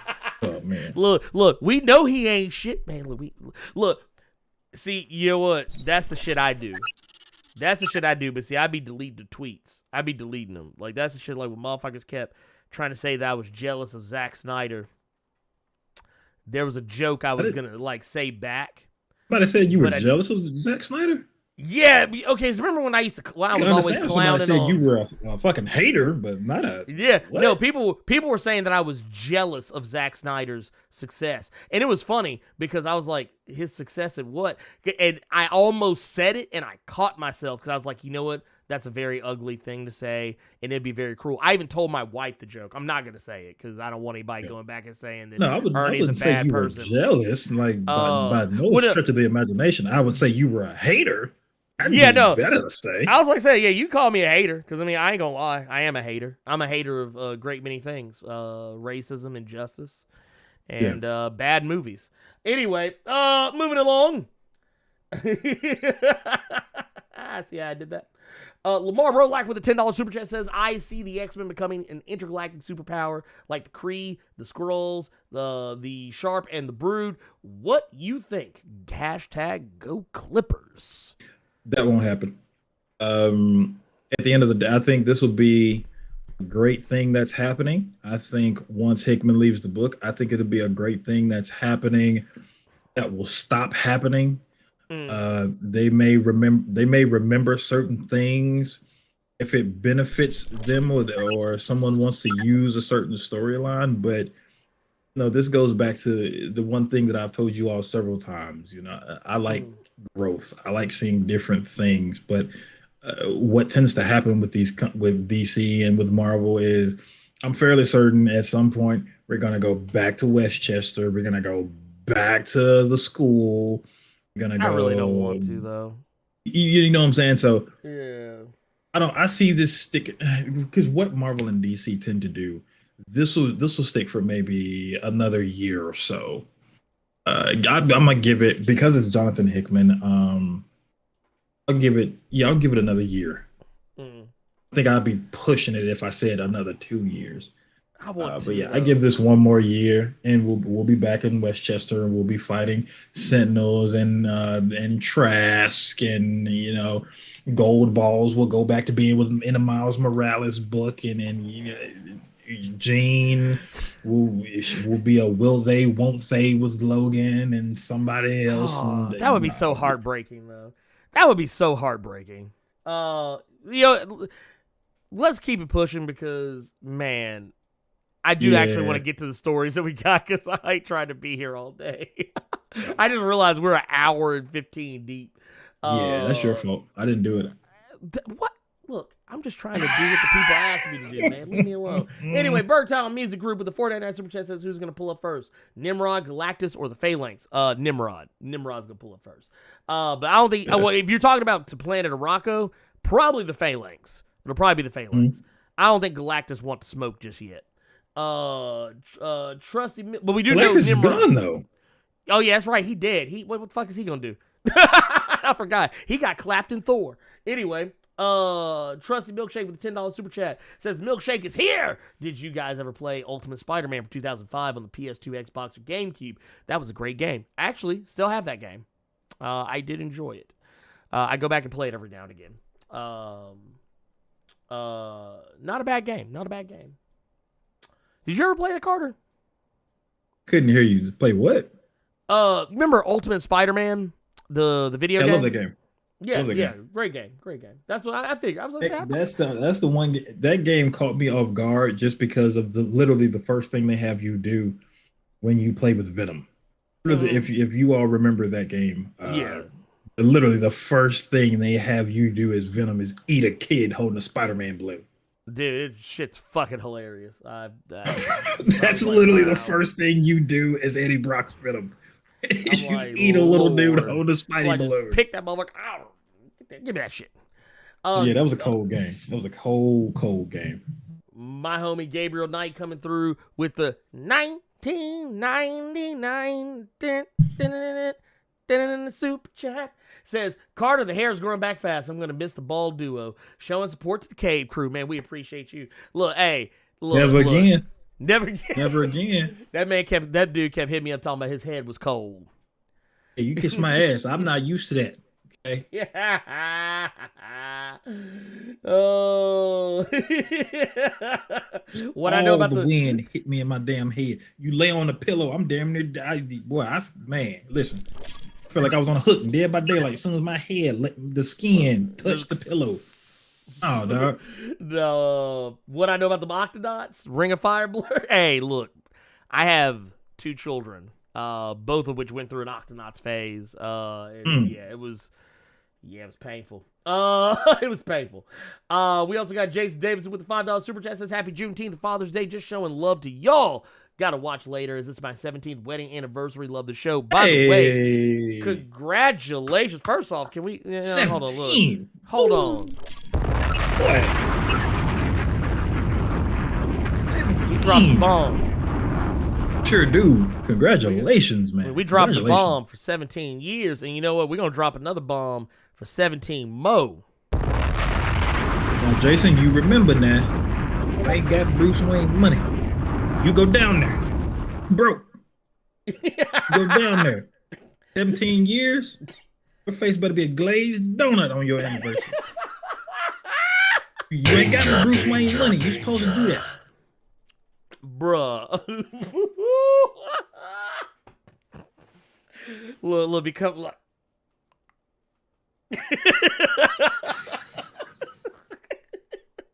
Hey, I'm just saying, hey, if you're doing it right, I'm just saying. Monumental Comics with the $10 super chat says, so, with Krakoa, Tenosaurs, etc., is Chris Claremont still the greatest writer to do X-Men comics, fellas? Oh. I'm gonna say something. Chris Claremont laid a lot of seeds, and he created something that no one will ever be able to compete with. This man wrote X-Men for about as long as it takes for someone to get old enough to buy cigarettes. And he changed the way we looked at storytelling. He changed the way we looked at the X-Men. And a lot of his ideas, I even talked about this in the Planet Size X-Men video. The very thing we witnessed in Planet Size X-Men was something that Chris Claremont wanted to do a long time ago, but just he never got the opportunity to do. I think that Hickman has definitely put himself in Claremont territory. I think, now, granted, this one gets a little weird because House of X basically changed the game. It changed how it, once again, I always look at how did the writer that's writing X-Men, how did you change the way I think about X-Men? Did you do something that I've never seen before? And even though, and I'll put it this way, even though I'm not the hugest fan of Grant Morrison, a lot of times I give Grant Morrison props because honestly, he did stuff with X-Men that no one else was doing. Hickman is doing the same with, that's why some of y'all may remember, some of you have been with the channel for a while and y'all would always ask me where to start with X-Men. Like if you were a lapsed fan and you hadn't read X-Men comics in 20 years, whatever, I would be like, I'd be like, start with Grant Morrison's run because even though it's a weird run, and I don't think it's the best run, but it's a different run, and a lot of what is going on now, the way the X-Men are today, a lot of it is informed by Grant Morrison. Well, like a lot of the dynamics. Because I actually wanted to see how long he was actually on the book. This man was on X-Men for 17 years. Talking about Chris Claremont? Yeah. Oh, yeah. It was about 17 years. Collectively. 17 years, this man was on the X universe. We can barely get people to finish story arcs in Marvel. What is happening? Well, that was why it was so crazy that Dan Slott was on Spider-Man for as long as he was, when Jason Aaron was on Thor for as long as... That's why, like honestly, if it were me, I would love it if Hickman stayed on X-Men as long as Dan Slott and Jason Aaron stayed on their respective books, but I don't think it's going to happen. But we don't get that anymore. There's not that level of consistency anymore. That's why the X-Men felt like such a complete story, because think about it. After Claremont was gone, Fabian Nicieza, he didn't get to finish any of his shit hardly. Yeah. And he actually was doing a good job. There's a reason. Not to cut you off, but like I was pulling up the other writers you were referring to, and so we got Claremont on X-Men for 17 years, and we had Jason Aaron on Thor for 7. 70 years. Yeah. Dan Slott was what, 10? Was it 8, 9, or 10 years? I think he was 10. I think he was 10 on it's about 10 years. And it's crazy to think about. It is absolutely crazy to think about. Hold on. I want to see something real quick, too, because something just... Yep. Slott was on Spidey for 10 years. Jesus Christ. That is amazing. And the thing that trips me out about that, we had Dan Slott on Spider-Man for 10 years. Wrote one of the things that brought me back into comics and Superior Spider-Man. I feel like that has to piss you off a little bit. And what I mean is to be on a book for 10 years, to have this world that you have created and these different characters, and you got your fingers in different pies and things like that. 10 years you have put into it's basically your life's work almost. Right. Only for them to just restart everything. Like, psych. All that shit you built, like it's like you build your dream house for your wife and your kids, your husband and your family. You build this dream house for somebody just to come in and then just demolish everything that you did. You might keep a lamp, they'll keep a lamp, they'll keep a dining room table, but they just bring everything just crashing down. That is nuts to me. Oh yeah, it's insane. That is crazy to me. Think about all the things that people have set up and just done away with. Like Dan Slott was actually a classy motherfucker, because when he came in and took over Spider-Man after that whole, because he came in after One More Day. He came after One More Day. He actually abided by One More Day. Like he tried to actually keep Peter Parker and Mary Jane. Like he kept fucking with people with that whole was it jackpot shit. But like he actually was like, no, I'm gonna honor what they did. I'm not gonna try to make Mary Jane and Peter Parker be like a thing again, you know, not like on a permanent level. And like, yeah, Mary Jane went off and did other shit, was fucking around with Tony Stark, this, that, and the third, blah, blah, blah, blah, blah, whoop, woo, whatever. You know, fucking with a real one. But no. But yeah, no, I appreciate it though. I actually kind of appreciate that level of commitment. That was actually the thing I was worried about when Donnie Cates came in after Jason Aaron. I was like, is he just gonna come in and just say fuck everything that Jason Aaron just built for Thor? And he didn't. I mean, you know, he like Thor's status quo from Jason Aaron's run is still intact, even if it is a little weird. But like, you know, that's the thing I respect is when the writer who comes in behind you respects the work that you've done and says, "Hey, I'm not gonna like just come in and completely, like you." You know, it's like you know, when your house goes up on one of the police auctions, and someone just comes in and buys your shit out while you still sitting in the motherfucker and just remodeled all your shit. Yeah, throw this out. We don't need this. That's yeah. No, it's actually funny you brought up One More Day because you know the film that we could see one day. What's that? We could actually see James Gunn doing a fucking crossover movie, Marvel and DC one day. That is true. You know, that's a very interesting way to segue into what it is that we're going to be talking about. Real quick, I do want to say, Scott Yard, thank you for that $10 super chat. They said, just here to say hi, enjoy the show, and keep it at Plus Ultra. Hey, we appreciate you as always because, you know, that's you know, that's the homie right there. Yes, James Gunn. James Gunn has come out and said that it is a possibility. We're only, what is this? 84 fucking minute, like an hour and a half. We're about an hour. We're an hour and a half of the show. We're finally talking about the main fucking topic. Look, leave me the fuck alone, y'all, okay? We're here doing the Lord's work, all right? We're trying to talk to the people. But no, James Gunn recently came out and said on Twitter, I actually have the tweet pulled up, as a matter of fact. But yeah, while he was actually talking with fans, they asked him, along this lines, do you think there's even a remote chance we ever see a big blockbuster,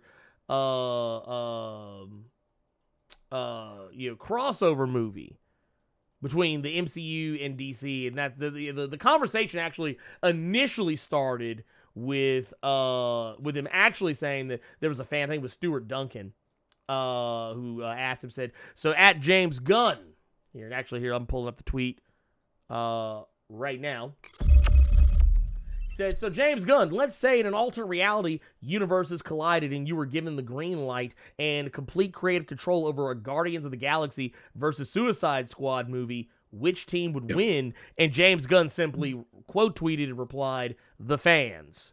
He says, like, that's who would win. Because I think that's actually the thing no one ever thinks about. Who wins? Like, people always say, who wins in a fight between Spawn and the Sentry? The fans. No one has ever in the history of ever asked that fucking question. I haven't even asked that goddamn question. Oh, no. I have never asked that question. No, you haven't, but I've actually had people, when I used to stream on Twitch regularly, people used to ask me that shit. We have, who would win in a fight between Dude, first off, I'm going to tell you right now, Sentry going to take that L. Because Spawn is you broke. crazy as hell. See, now you're doing too much. You're doing too much now. Hey, I thought you'd be proud of me for saying that Spawn would actually win the fight. Dude, you know how get broke bragged Spawn is. all over the goddamn street over the Sentry. Come on now. Look. See, you shouldn't even be speaking on. Why are you speaking on Spawn in the Sentry, huh? See, after what Null did to him, unqualified. Wait, what I'm hearing right now. Wait, after what Null did to the Sentry, shit, man, Spawn. That's an omnipotent being. So is Spawn around the corner wearing a black suit made of hellspawn bugs. See, you didn't even know that because you didn't read the Jim Downing stuff. See, I know some shit. Hey, see, wait. I know about the necroplasm. I know about all this shit. Here it is, I did my research. Dude, Spawn is broke. That dude is like Spawn. I tell you what, you know what? I'll give you this. Spawn is actually only as powerful as the motherfucker who's actually writing him. And I will say this. Spawn has had so many different wishy-washy ass power level changes that, yeah, okay, I'll give you that. Sentry, tell me, depending on which writer. Like, now, if it's the white dude in the suit, yeah, no, Sentry will whoop that candy ass. If it's the white Spawn, yeah, no, he'd fuck that motherfucker. He squeezed real orange juice out that motherfucker. But Al Simmons, at the height of his popularity, I think Sentry would get fucked up. No, sir. No, sir. Anyway, we're talking. It's not Image versus Marvel. It's Marvel versus DC. Goddammit. I don't even think the fans would win if James Gunn were to do a movie like this, to be completely honest, because I don't see that movie working at all. Well, I don't see an amalgam movie working in the fucking slightest. It barely worked as a comic. First off, it did not work as a comic. It was bad. It was awful. But here's the thing. I will say this. I do think it's actually really cool that this came up, because in response to the question about along this line, do you think there's even a remote chance we ever see a big blockbuster crossover between the MCU and DC? James does say that I've casually talked to the powers that be at both Marvel and DC about it. I would love for it to happen. I don't think it's likely, but I don't think it's an impossibility either. That said, just constantly seeing crossovers and mashups is less enhancing to me than a strong story. And this is actually where I do agree with James Gunn. Because, and I agree with Carter on this one as well, the DC EU can't even get their shit together. Their movies are all over the fucking place. They range in change and vary in quality wildly depending on what movie you're watching. Whether you're watching Aquaman or Shazam or Batman v Superman, Man of Steel, the Justice League, the Snyder Cut Justice League, whether you're watching Wonder Woman 84, you name a movie, and like, I can't speak for the Batman yet because it's not out yet, but it's just the DCEU is all over the place. Kevin Feige's MCU has a plan, and that is why it works. Now, you could just slap some fucking names together and say, okay, fine, we're just doing this one for funsies. This isn't some in-continuity thing. It's just for funsies, just for the yucks. You could, hell, do it for charity. That would probably make it even more interesting, and people would probably buy into it more. You could say, hey, for charity, we're going to bring in Henry Cavill. We're bringing Henry Cavill back as Superman. We're bringing Ben Affleck in. We're going to get Ben Affleck back as Batman. We're bringing Gal Gadot, Wonder Woman, and probably we'll recast Ezra Miller as the Flash, and we'll get Jason Mimosas to come back as Aquamans, and then we get we'll bring back Robert Downey Jr.'s coming back for one night only as Iron Man. We got Chris Evans, Cap. We bring in Hulk, all that shit, Thor, all the stuff you used to see. Yes, sir. Yes, sir. Yes, sir. Yes, sir.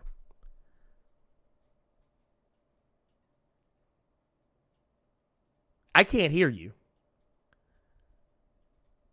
Why are we acting like WB and DC Comics got bread enough to pay all them peoples, even for a 15-second goddamn cameo? It's gonna cost at least $37 million just for Henry Cavill to do that. Well, no, and after he'd have been done dirty by Warner Brothers, look, no, you know what he gonna hit him with.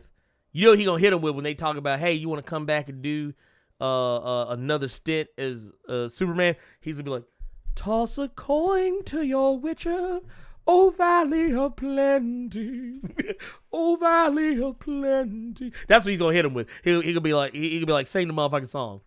He gonna have that shit on his phone, ready to go, and hit him with the motherfucker, and they gonna be ugly as hell.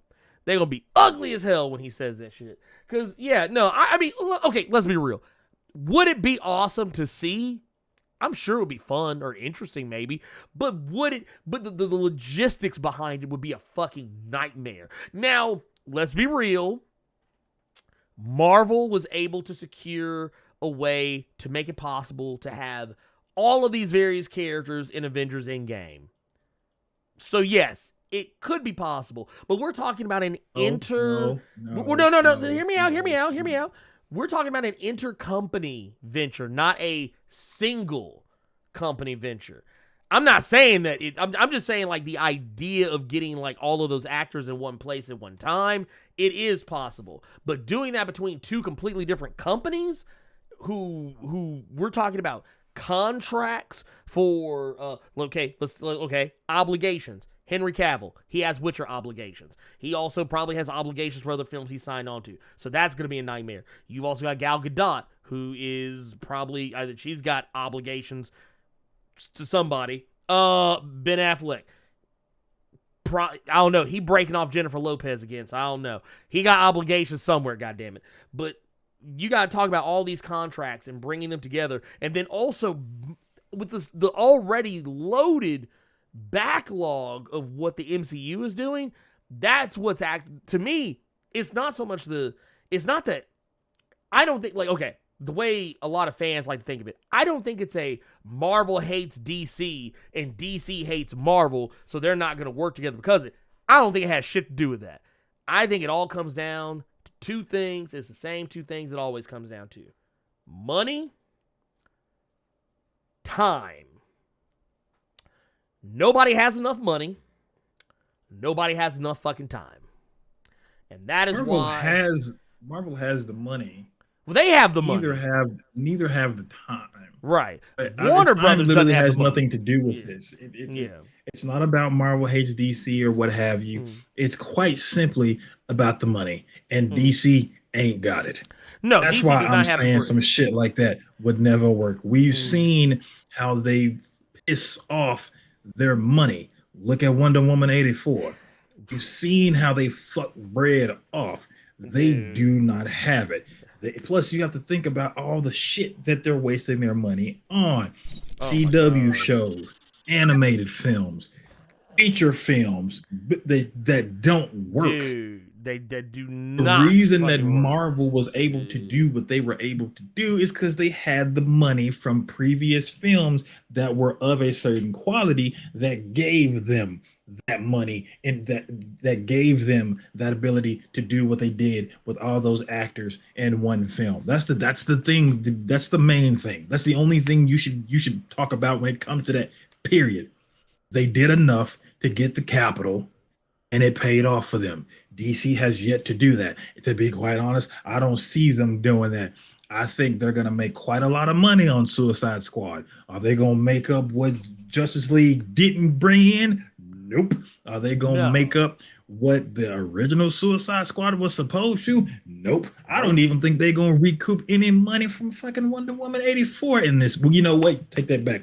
I think it might get close to Wonder Woman 84. I think it'll get close. Yeah. I'm hoping it makes more than Wonder Woman 84. But that still doesn't mean anything. That's just going to put them back into positive. Somewhat. They're not even going to get their budget back on the other films they fucked off money on. That's what this entire thing should be about, period. It's not about, I like your company can kick rocks. I have this obligation. I have that obligation. It's not about any of that. It's quite simply, you motherfuckers ain't got enough money for me. Y'all asses can't afford me. Right. Well, and period. Yeah, no. Warner Brothers, okay, first off, Warner Brothers has already kind of fucked up their bag with this whole, we're releasing movies, feature films. Mm-hmm. On HBO Max and not in theaters. Or they are in theaters, but they're also releasing them on HBO Max.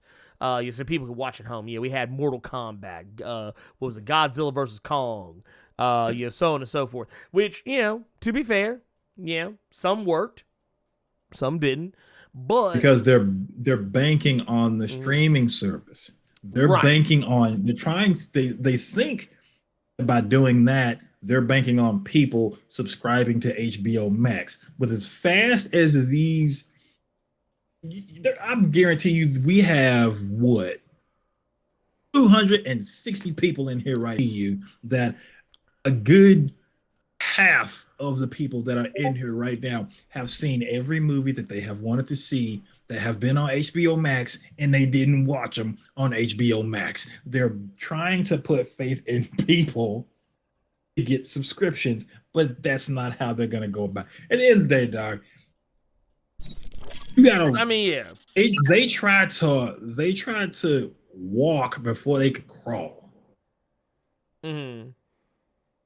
You know what I'm saying? They thought they could try to get a running start, and they fell right the fuck over on their faces. And that's where they are right now. So all they can do is try to get as much as they can and hold it for the next big film or the next cheap ass Joker that will get you an Oscar look.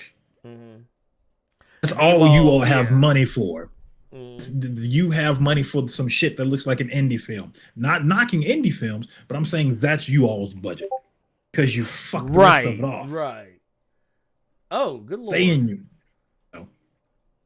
Good God. Holy shit! Thank you, Jonathan. I'm about to say, dude. Yes, that's the homie. That's the homie John out of Blerd Coa, y'all. Thank you for dude. First of all. Dude, yeah, that was not what I was expecting. You gotta get one of them. You got like the little white boy off that Disney movie, Blank Check. Be like, God damn, you remember this motherfucker said Blank Check? I ain't thought about that movie, dude. I haven't thought about that movie in ever. That was I remember going to bro. I remember going to the Mall of Memphis and seeing that fucking movie. Oh God.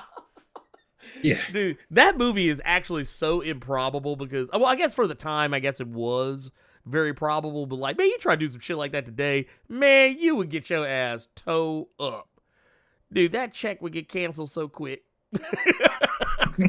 Dude, you would like literally one phone call, somebody would be like, yeah, I lost my checkbook. Okay, we're going to cancel everything. That kid would be sitting there looking dumb as fuck.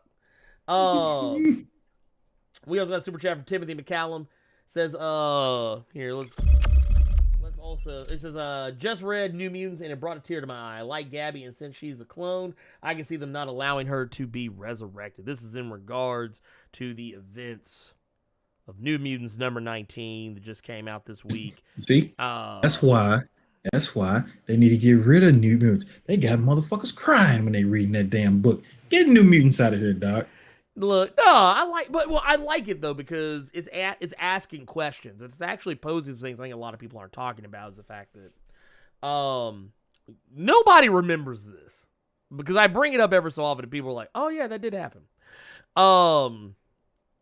In Adamantium Agenda, the one of the sub stories of Hunt for Wolverine, Tony Stark had told Laura Kinney that she actually was not a clone, that she was actually carried to term by Sarah Kinney. So for all intents and purposes, yes, she is technically cloned from Wolverine's DNA, but she has an actual mother, and it is one of those situations that kind of put a shock on her face because also in that same breath, Tony was also talking about the fact that there's someone hiding amongst you who isn't actually a mutant. Like there's a sleeper, like probably some kind of sleeper cell that's at the mansion that is pretending to be a mutant. They're not really a mutant. This is what got people all up in arms when Kate Pryde got clapped by Sebastian Shaw and she couldn't be resurrected. People were like, oh, she's probably the one Tony was talking about. Or all this other stuff has been going on. So forth. But this is actually part of the reason why I think that Gabby could be resurrected, because if Laura was carried to term, who's to say Gabby wasn't? I didn't read the entirety of the X-23 solo series that came out before House of X when they kicked off Marvel Fresh Start. But maybe I should go back and read that. Maybe there is something there. I'll have to do a deep dive into it and see what's possible there. But I do think she might make a comeback. It was a very triggering thing to see, though. I didn't really like seeing a dead Gabby. That kind of fucked with me a little bit because it's a kid. Who gives a shit if it's a kid who's an assassin? Was made to be an assassin, but just the same, it did something to me. But that said, once again, thank you for the super chats, both Timothy McCallum and Jonathan Moda, aka John out of Blerd Koa. Thank you so much for that. Y'all are too kind. Getting back, but I guess let's keep it going though. Let's keep it going. I kind of want to dig into this a little bit. How, like, okay, so for the whole James Gunn thing, I think we covered it pretty good. Yeah, would it be awesome to see? Sure, but yeah, would it actually happen? The possibility. There are so many moving parts working against this that. I mean, maybe if WB could ever get their money right, because if I'm not mistaken, they actually have lost money on the on this whole theater deal. They've lost money on it, which is kind of why they've walked back their stances on movies like Dune and The Batman in regards to whether, like, how they will be released. And yeah, I don't know. I don't know how I feel about it, but let's move on. Let's move on. Because we got some other stuff to talk about. Man, I gotta ask you a question, Carter.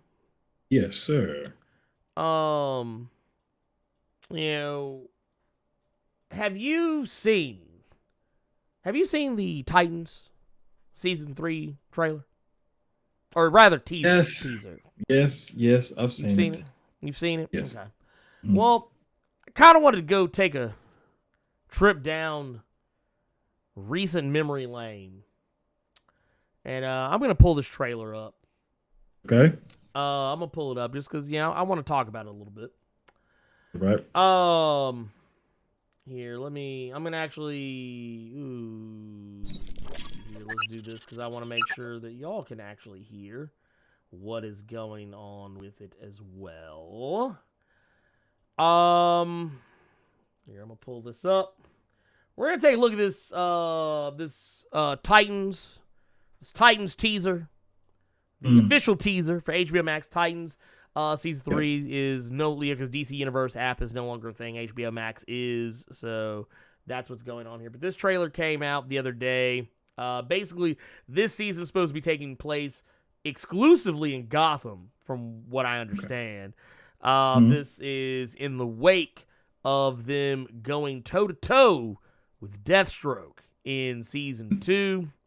And there's also some shenanigans going on with Blackfire, who was introduced in Season 2. So Blackfire is going to be playing a role in this as well. So it may not exclusively take place in Gotham now that I've said that out loud. But that said, let's look at the fucking trailer. And now keep in mind, you all, when we put this trailer on, there are 270 people in here. By the time that trailer ends, I need to see those likes up. Yes, I'm going to agree. I need everybody to know that. All right. I'm going to agree. Do you feel like we need to take another break? Do you think we need to take? We might. Let me put these on for this Titans trailer so I can hear it a little better. Let's go ahead and play this foolery. Okay, here. Let me get go ahead and get it queued. Yeah, I'm ready. I'm going to. Here, I'm gonna take it over. I have us ready. I'm gonna say let's go ahead and hit that play button now.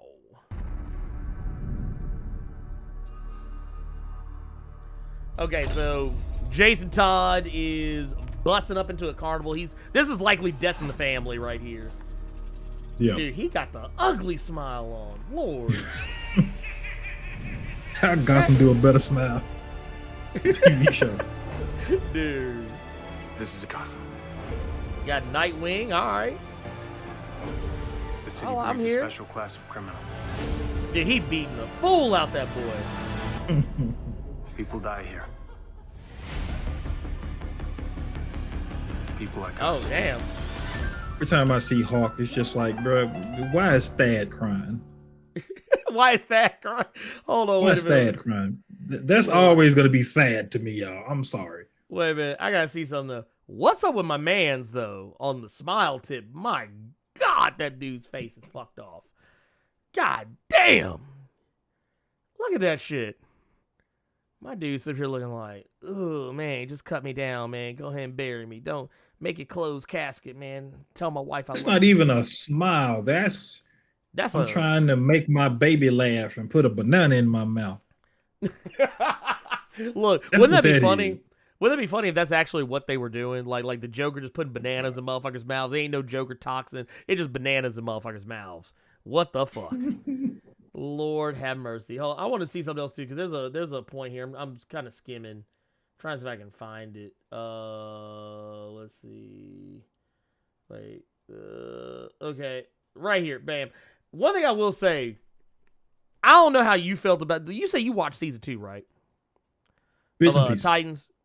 Bits and pieces.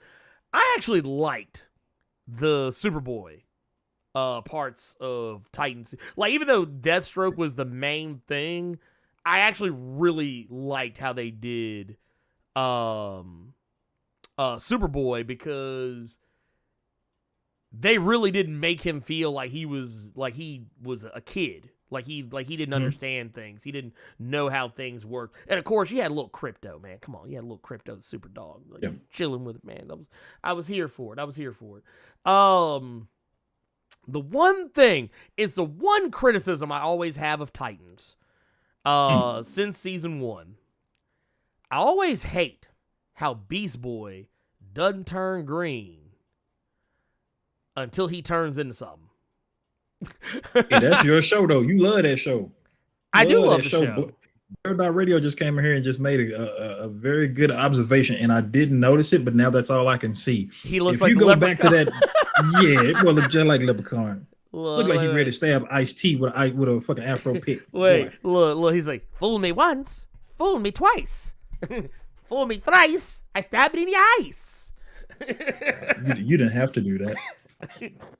Look, wait, he looked like, wait, which one was it? Was it Leprechaun? Was it Leprechaun in the hood? Then he had Back to the Hood, right? Wait, are you serious? Yeah, there was 2 Leprechaun movies. Leprechaun was in the hood twice? Yeah, he was in the hood twice, if I'm not mistaken. I mean, I'm almost positive. I'm actually pulling a little here. Leprechaun. Oh my lord. Yeah. Okay, so here it is. Here, I got you. So you had Leprechaun 1, which was the first movie with Jennifer Aniston. Leprechaun 2, which nobody ever talks about. You had Leprechaun 3. Then you had Leprechaun 4 in space. And then in 2000, you had Leprechaun in the hood. And then you had, in 2003, Leprechaun Back to the THA hood. There you go. I just remember him stabbing Ice-T in the head with an afro pick. That's all I remember. There was some cross-dressing dude or something that he killed with a shopping cart. I can't remember. Yep. And then they had Leprechaun Origins in 2014. I think that was the WWE film. That was Hornswoggle. That was Lord Hornswoggle. Lord help me. Yeah. And now in 2018, they had Leprechaun Returns, which is nothing to do, I think, with. I don't think it has. See, it's just like that shit you put on Twitter, man. That's just like that Jeepers Creepers. That shit needs to sit down somewhere. Look, can we just not?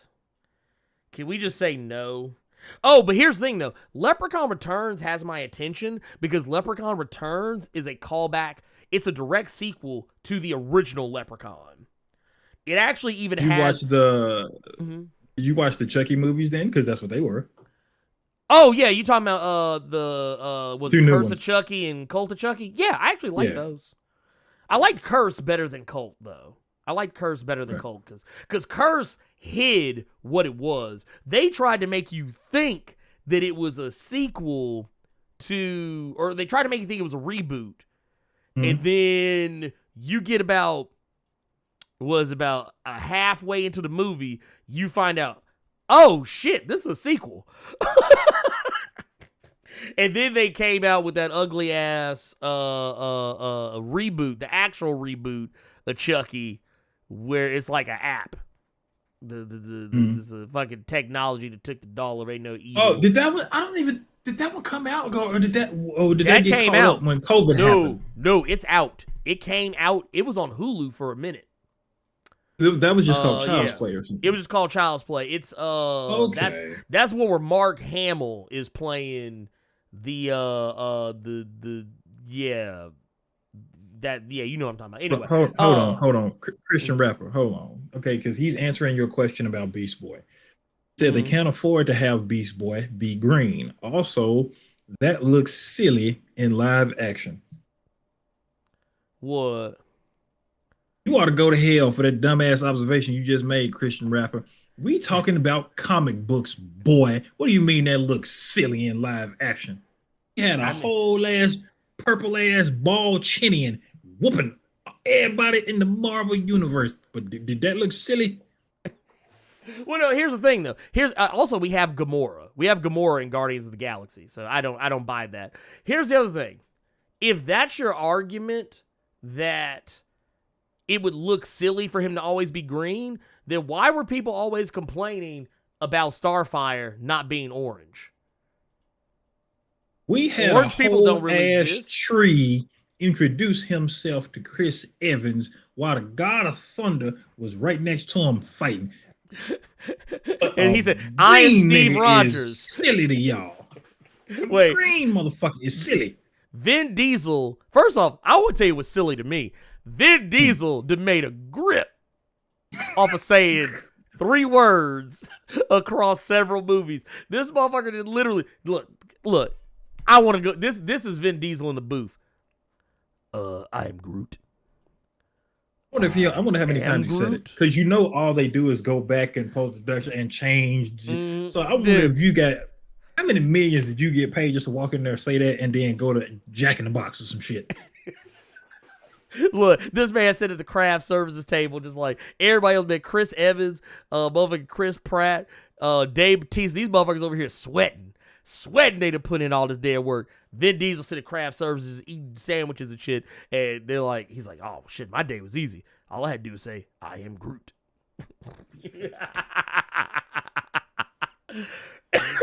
Oh, anyway. Point of the matter is that, like, and also, I want to go ahead and say something. To anyone who has issue with the way Starfire looked in the first season of Titans, I don't give a fuck. If that is the issue you have with the show, then that is on you. Because she only looks like that for like 3 episodes. Maybe 4. And never again since. No, remember how people they were always clowning on Starfire, the actress Anna Diop. They were always saying, "Oh, she looks like a hooker," and this, that, and the third. Like no one ever watched the show long enough to actually see that she only dresses like that because, for one, she was at a party. B, she was on the run. And C, she changed clothes literally after like 3 or 4 episodes, and has changed clothes regularly since. Like, she usually is not wearing the same outfit more than a handful of times, except for her new costume, which she got in the previous season, I believe. But anyways, going through it, this is my thing right here. Dude, Joker beating the brakes off that boy. Look how he hit that boy. Look, let me tell you something. Like, I want y'all to see my hand. This motherfucker reached all the way back to what's love got to do with it. It just said, let me bring it down. This man look how high he got the crowbar up. He reached all the way back. This motherfucker is swinging with intent. This is it. Like, honestly, if a jury saw this, they said, nah, you meant to kill this motherfucker. I would actually, you know what? The jury would be like, I actually want to know what the boy did to you. Because I think the boy need to be brought up on charges. Ain't nobody ever hit nobody like with a crowbar like that unless they'd have done something. But no, kind of going back through it though, I think right here, this shot, this is actually Dr. Crane, the Scarecrow that we see in here. So we know Scarecrow's going to be in it. I'm kind of skimming through. I'm not going to lie, I don't... Because, yeah, we got Red Hood in this. We know that Jason Todd's going to become Red Hood in this season. Did that mask look CG to you? It looks so fake. I was actually about to say that. You know what it reminds me of? It reminds me of... Oh, God, what was that movie? It reminds me of the... Okay, so you remember how Batman's metal mask looked in Batman v Superman? That's what it reminds me of. It reminds me of that. Like, it looks like it's not actually there. Like, it looks like it's not... it looks like it's not actually there. You just trying to shit on Zack Snyder again, dude. No. That shit I just saw on Titans that looked so fucking fake and CG and computerized, as opposed to Batman v Superman. That was actually on Ben Affleck's face.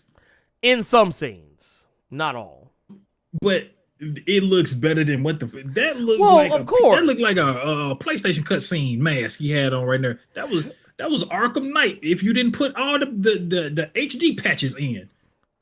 The truth be told, I think what it is, I think it's more of an aesthetic choice, because the DC television series, HBO Max, DC Universe, doesn't matter. They all use a filter. There's a filter that they use on all of their videos and all their shows. What's the name of it? Bad quality? Probably. But there's often times where we see stuff where it looks like a CG and it actually isn't. I actually think the mask is there. I just think it's the way it looks that just looks weird in that shot. But I'm not disagreeing with you though. It doesn't look great. It doesn't look great to me at all. I'm hoping that I've seen still shots of it and it looked better in the still shots. But like, I don't know. Maybe it's not this still shot. I mean like other like actual like production quality shots. Folks said get the mask from Enter the Red Hood animated movie and make it look real. Dude, Jensen Ackles actually has an actual Red Hood mask, and it looks better. I have seen that. Have you seen how he looks as Soldier Boy? Have you seen that picture? Yes, I did see that. That shit had me fucking like. I was like, oh, dude, I'm ready. Let's go. Though someone did ruin it for me. They showed a picture of his costume next to Mysterio's, and I was like, God damn. I was like, I said, God damn, it's the same suit. But no, we got our boy Bruce, Captain Friendzone from Game of Thrones, back for another round. I'm not gonna lie, I actually like him as Bruce Wayne because that motherfucker, he ain't shit. That motherfucker was talking. I thought you were talking about the comedian Bruce. I'm like, what the fuck? He entitled to is this? Oh, dude, I miss Bruce. But no, did I ever tell you that once upon a time, good show. Yeah, you caught it. Okay, he caught it. I see what you're doing there. By the way, you. Oh man, this shot was so quick I didn't even see it. They got this boy whole ass crying on here. Lord have mercy. Jason Todd looked like this must be after he got his ass beat with that goddamn crowbar. Yeah, that's after you get that whooping, you doing that sniff.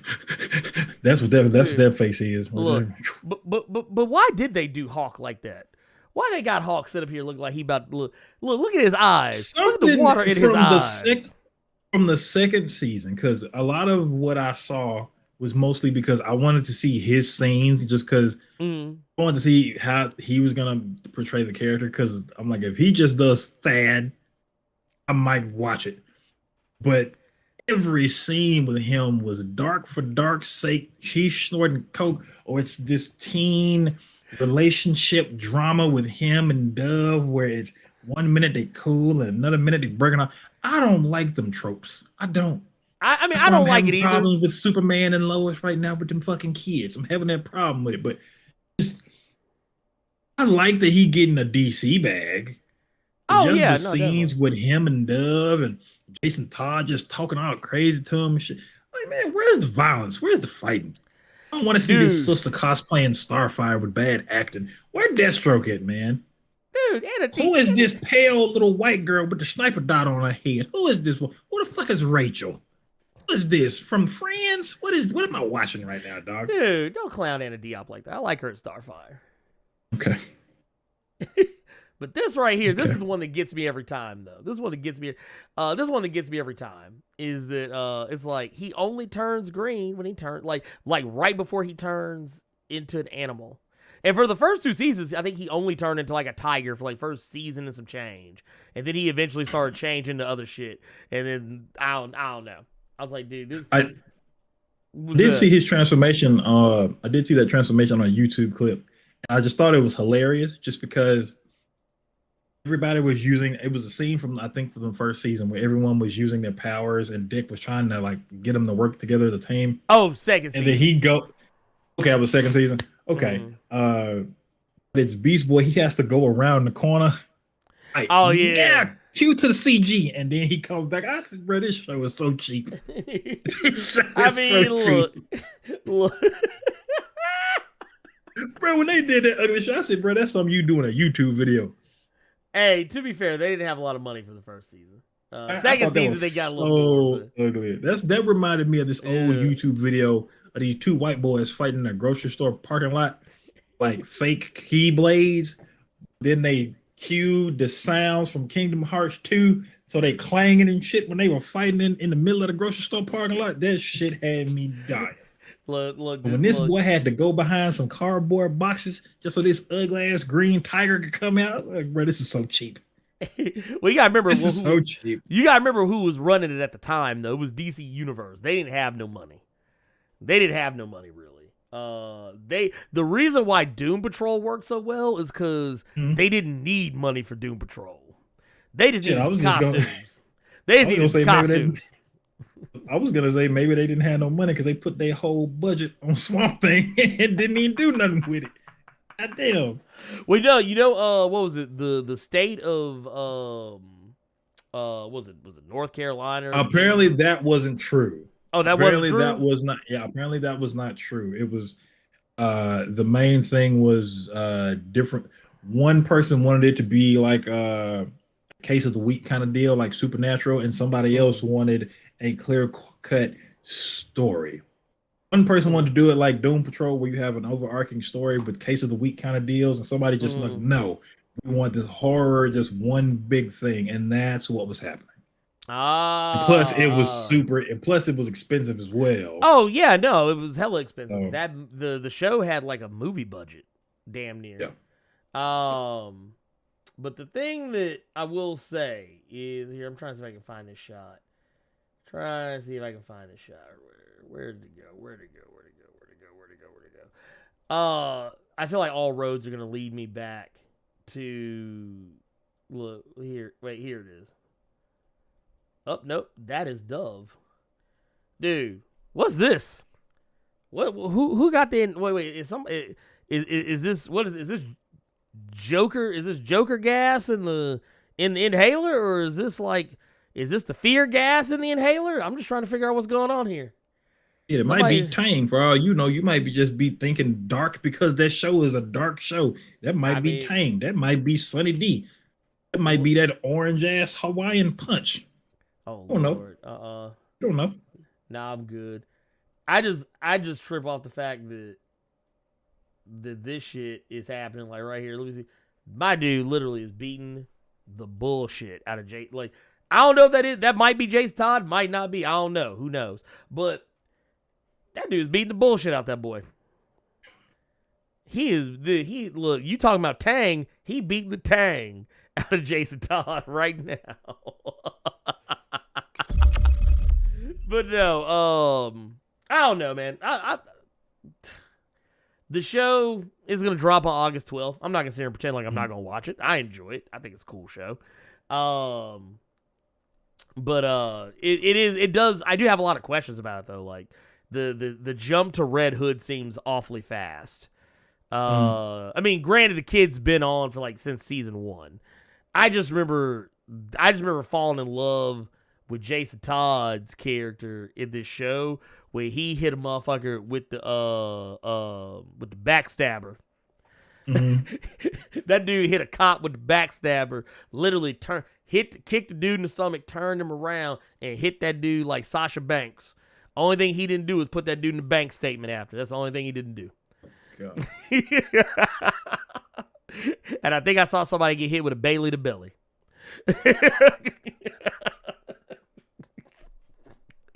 But no, I like the show though. In spite of whatever flaws it has, it entertains me. So I don't know. It is what it is. But I bring that up though because something else is going on here, and that is, well, if you are sick of Titans, you're gonna be getting them in the comics too. Yeah. There's going to be a 7-issue miniseries coming out called Titans United. This one is going to have the exact same lineup as the TV series. So that means you're going to be seeing characters like, of course, you'll see Nightwing, you'll see Raven, Beast Boy, Starfire, Donna Troy, Superboy, Red Hood, Hawk and Dove, all the motherfuckers. You're going to see all of them. Whether or I don't know if this is any like aside or not. It seems like it's in universe as far as I can tell. But basically the whole premise of the show, of this series, is that the Titans are figuring out how dangerous some of them are. And by dangerous, they're probably more eyeballing Raven, Starfire, and Donna Troy and Superboy, because the motherfuckers literally, them motherfuckers is carrying the team hard body. But at least in terms of when it comes to superpowers. But basically they're supposed to be discovering that one or more of them is dangerous. And so that'll be a thing to kind of keep an eye on. I will say this, one thing I appreciate, the Starfire that is on here is drawn to appear with more African-American features, typically drawn on black characters in comics. I find that entertaining. I was kind of caught off guard when I saw Red Hood with the all-cast blades, just because those specific blades they've been explained in Red Hood and the Outlaws, if I can remember correctly. I think someone will correct me in chat if I'm super wrong, but using those blades, he's having to use his life force to use them. And it almost killed him. So it just caught me. It just kind of struck me as up. Plus, his ex-girl is in the blades because he trapped it in there because it was some Red Hood and the Outlaws chicanery. Don't worry about it. Yeah, but look, just I feel like just that pose alone, he probably gonna be dead when you open the book, because just him striking that pose and stopping in mid-air like that, because he's in the Bat family and they can do that, it probably killed him. Oh goddamn! Look, call him Eddie. He can be walking around here looking like Eddie Brock here in a minute. But no, I don't know. I'm down for a Titans, another Titans comic. I'd read a Titans comic. I always look forward to things to read at DC. Did you know they got a Black Manta comic dropping? I did read about that. The homie Chuck Brown's gonna be on that. Maybe I'll read it. I don't really give a fuck about Black Manta. You don't like Black Manta? I like the character on the cartoon. Didn't like the character in the fucking Aquaman movie, but well, no, I'm talking about I'm just talking about in the comics. I'm talking about just like in the I haven't read a whole lot when it comes to Black Manta. Because I used to think that he was a joke character. So I saw that big ass helmet. Because I remember when people were recommending me Secret Six, they showed me all the people were in there. So I'm like, oh, this big head ass boy, he got to be on the team, right? I showed me Catman and shit, but I mean, it could be interesting. I was gonna ask you, have you been reading Titans Academy at all? No, I have not. I'll openly admit that. Okay. I have not. Honestly, very few things I've been reading from DC. After Far Sector ended, I pretty much was like, y'all keep that. I mean, honestly, the closest thing I get to reading DC is Milestone now. Swear to God, the people are just gonna want my YouTube channel just to be all the DC shit Ernie don't talk about. I mean, you more than welcome to talk about it. But here's the funny thing, though. Here's the thing I find very entertaining about that, and I want y'all to think about this for a second. Ernie does not talk about DC Comics very often on the channel, yet somehow I always wind up talking to people who work for DC. Think about that for a second. I don't want to. You read Static #1 before I did, you bitch. Yeah, I read Static #1 before a lot of motherfuckers. Look, and then he bragging. Man, let's talk about this damn... ugly ass Tyrese. Oh, man. You want to talk about Tyrese? Your boy Tyrese out here wilding. That ain't my boy. Dude, look, wait. What was that shit he was doing? What do you want from me? Look, My baby.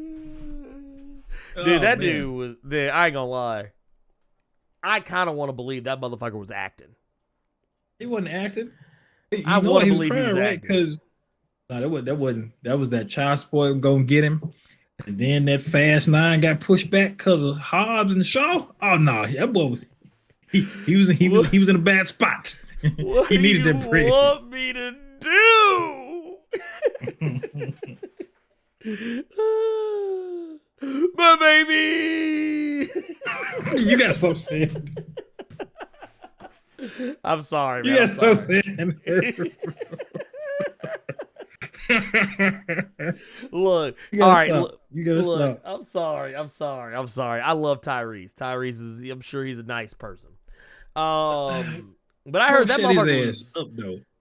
Well, no, he won't be quiet. And look, this man finally got himself in a comic book movie that might be worth something. Might, keyword, might be worth something. And this fool then gone out here on an interview with comicbook.com of all people. You knew this was gonna happen. You went to the website. You went to the website, comicbook.com. You know this shit's gonna go viral. Yo dumb ass gonna come out here talking about some when he gets asked if the Morbius movie is in the MCU. What this dumb Negro say? Yes. How? Wait. And then when asked to confirm if the Avengers are in the same world as Morbius, he followed up with another yes. Okay, now here's the thing. Now I can already tell y'all right now, Kevin Feige somewhere right now. This is him. The whole interview. This was Kevin Feige right here offering this motherfucker sitting here smiling and do it like he's like the fuck? He's like what? Wait. Excuse me? What? Why is this happening? He's like, why did he say that? Why did he say these things? To be fair though, I will give Tyrese. I'll give Tyrese this. It's hard to not believe him though, because we've seen the Morbius trailer. We've seen the Morbius trailer already. Vulture is in the Morbius trailer. Okay, and Spider-Man: Homecoming is in the MCU. Iron Man's in the motherfucker. Don't do that. Don't do that. Don't do that. So don't try to make it seem like Jody Joe is making. Don't do that. Well, don't do that. Don't make it seem like Jody Joe know what he's talking about. If one character, baby, look. If Baby Boy say that there is, if Baby Boy says that a character from a movie in the MCU, if the character from the MCU movie is in another movie, then by proxy, that should make it. I mean, that doesn't have to make it canon. But if I see Vulture, I'm gonna be like, okay, well, if Vulture's in the motherfucker, it's got to be in the MCU. There's got to be some connection, some, even if it's a loose one. Hell, Vulture ain't show up in Venom. Vulture ain't, and as far as we know, we ain't see hide nor hair out of any MCU characters in the Venom 2 Let There Be Carnage trailer. All we saw was Woody Harrelson with that ugly ass red hair.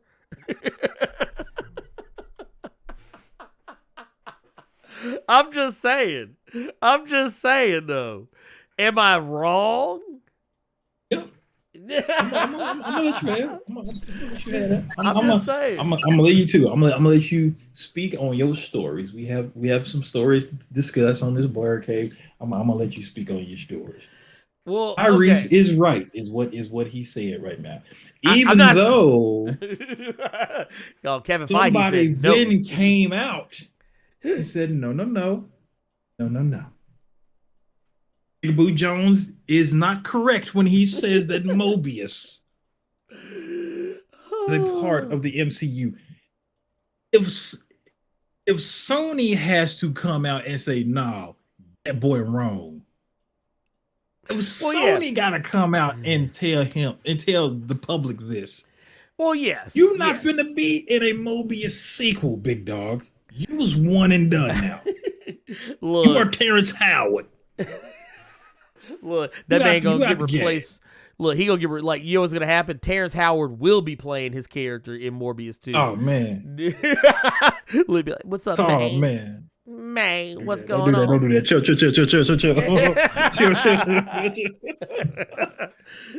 It's vampires, man. No. But but that is true though. That is true that Sony did come out and say that this was not the case. Though Sony did also say there actually is a plan to connect the franchises. But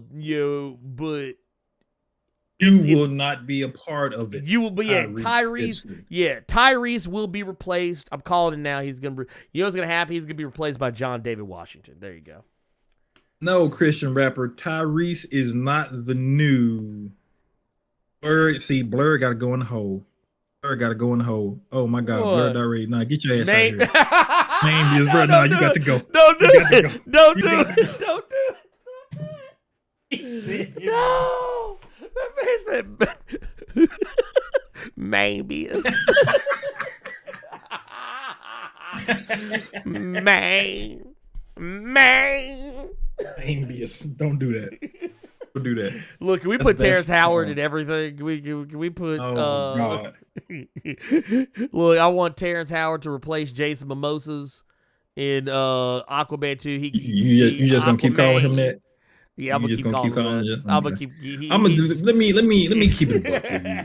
Let me explain to you what this was. I feel like I don't have to explain it to you, but to the white delegation who is watching this, let me explain to you all what Tyrese was trying to do. Oh yeah, go ahead. Tyrese thought him saying yes, this is a part of the MCU. We're in the MCU now. He thought by him saying that, he could then in turn, hopefully turn that into a look from Kevin Feige and everybody in the MCU for a possible role. Keep in mind, this was the same fool that was trying to be Green Lantern. Oh my God. So the Batman versus Superman, don't do that. Don't do that, y'all. That's gonna be a whole chat of mains. No, but listen, that's what he was trying to do there. By saying this was a part of the MCU, he's trying to build up enough people to try and go see Morbius, and then he can, in his mind, probably thinks that he can try to finagle his way into a major MCU role, or maybe a minor into a major MCU role. He's trying to play the game, but playing Uno and he playing Jenga, so, and he don't know how to pull the pieces out. So it's right. No. I just want to because before I saw this story, I didn't even know Tyrese was in fucking Morbius. Oh, you didn't? See? I didn't see that shiny ass head. I didn't see hide nor hair of Tyrese in that Morbius trailer. I saw a lot of things in that Morbius trailer. You know who I didn't see?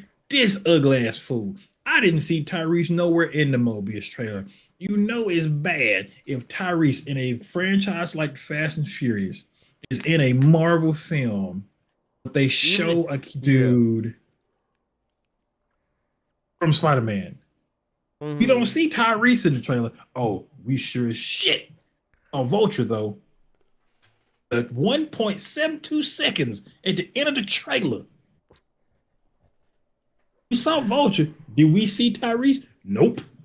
Not was he at? Like not is he still fighting Transformers? Huh? Is he still running around Vin Diesel and Ludacris in Space Adventures? No. Is he coming out with a new R&B album? Did he go back inside his mama to plot revenge on Ving Rhames? No. Get the fuck out of here, Tyrese. Get out my face. I'm dead. Get my face. I don't want that man said plot revenge on Ving Rhames. Lord have mercy.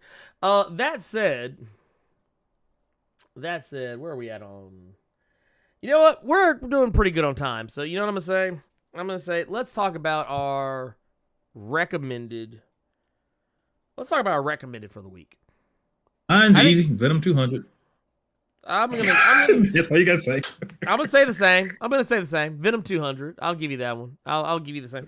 I'm actually making, and I'm gonna go on. I'm saying this largely because, of course, those of you who are members of Blerd Club, we do the top 5 comics of the week videos every week, exclusive for Blerd Club members. So I don't want to give away too many of the things that I put in the top 5. I try not to, if I can help it, recommend anything that's in my top 5 because, of course, that's exclusive content. So I'm trying to be better about that. But yes, if you want to see the top 5 comics of the week videos, click that. There's a little button down below, join. You click the join button, and you can do that. You can also get access to these videos if you are a patron, which Patreon link is in the description below, I believe. Also, it's on my channel homepage. So, yeah, there you go. But all that aside, yeah, Venom 200, yeah, I dug it. I thought it was really cool. Yes. I want to ask everybody that's watching right now the question that I asked you. We were talking about Venom 200. Anybody else notice that old man Eddie kind of looked like the granddad from God Country? Did anybody notice? Or am I tripping? Is Carter rambling? Is Carter crazier than usual? Did he not look like granddaddy? Mm-hmm. He looked like he should have been holding Valifax. Look, I actually was surprised the motherfucker wasn't talking to him. The walking stick wasn't talking to him. Like, Lord have mercy. This boy dirty as fuck. Dude, Eddie been out here fighting a fair one with Null, and this motherfucker just, he's laid this motherfucker low. This man got arthritis. This man gotta have a hip replacement. Leave this man alone. I dig it. I mean, we got if it's doing what I think it's doing, because obviously I think these are gonna be different stories from different writers. I don't know who's gonna do Flash Thompson, but I'm probably gonna read it. Mike DaCosta's art is kind of strange though, but I'll read it. But what I'm starting to think, now, give me some rope here. All right. Hey, I need as much rope as you can give me. All right, I'm giving you have rope, sir. Okay. I'm starting to think Al Ewing is a fake name, and it's actually Jonathan Hickman. Because there's one thing these fools love to do. They love them some space. No matter what book they doing, they always take their asses back into the space realm. So if we about to have Al Ewing, if that is your real name, bringing back the Maker and the Ultimate Universe and what have you. You know who else is writing him? That was Jonathan Hickman. And now we talking about the Ultimate Universe, right? These two love writing about goddamn space. So I'm keep in mind, give me my fucking rope, man. Give me my rope. I'm thinking that looked like you were trying to hand money off in a dope deal. I don't know what the fuck you just tried to do, Ernie. But what I'm saying is we have Jonathan Hickman who's doing something. What if Al Ewing is really Jonathan Hickman? But it's a Jonathan Hickman that can do whatever he wants with certain books. With X-Men, he got a script he got to follow. Venom and all that shit, he can just kind of do it up. He can have some fun, right? Mm-hmm. It like Al Ewing is a pseudonym. There you go. Al Ewing is a pseudonym. He's just like all the NIMS. I don't even know which NIM you talking about, but all of the NIMs. I'm thinking they the same person. It's like how you remember that movie The Running Man, Arnold Schwarzenegger. I know the dance. Anyway, the movie was based off a book written by Richard Bachman, and what some people don't know, Richard Bachman was a pseudonym. It was a pen name that Stephen King used to use to write books that weren't Stephen King. So yeah, His son does that. Joe Hill does that. Yeah, Joe Hill does the same thing. That's how you got, what was it? Lock and Key. Speaking of, did you know that show was coming back? I'm happy you brought that up. I did not know that. I did. I still haven't watched first season. I still have not watched first season. Wait. Pause. First season already happened? First season? Lock and Key? Yeah. Really? Yeah. Oh, wow. So All the trailers and stuff I saw, I thought it was coming out because is it basically the show that they were going to do for Fox, or did they change everything about it? I'm not sure, because I'll be brutally honest. I haven't watched one single stitch of it. See, the only reason I even say it is just because I remember the trailer from years ago that was going to be on Fox. And then a couple days ago, YouTube being YouTube, some randomness came up in my recommended one day, and I said, Lock and Key, oh yeah, let me see what the comments say. I forgot about this show. I forgot it was going to be a thing. And then I see Netflix, and I'm like, huh? Yep. Netflix is out here. By the way, public service announcement for those of you who are fans of the live-action Rurouni Kenshin movies. Rurouni Kenshin, The Final, which is it's technically not the last, but it's actually one of the last films in the Rurouni Kenshin live-action movie series, which the live-action Rurouni Kenshin movies are fucking amazing. But The Final is now available on Netflix as of yesterday. It is awesome. It's basically covering the story arc where Kenshin's wife, the brother of Kenshin's wife, is coming to get that ass.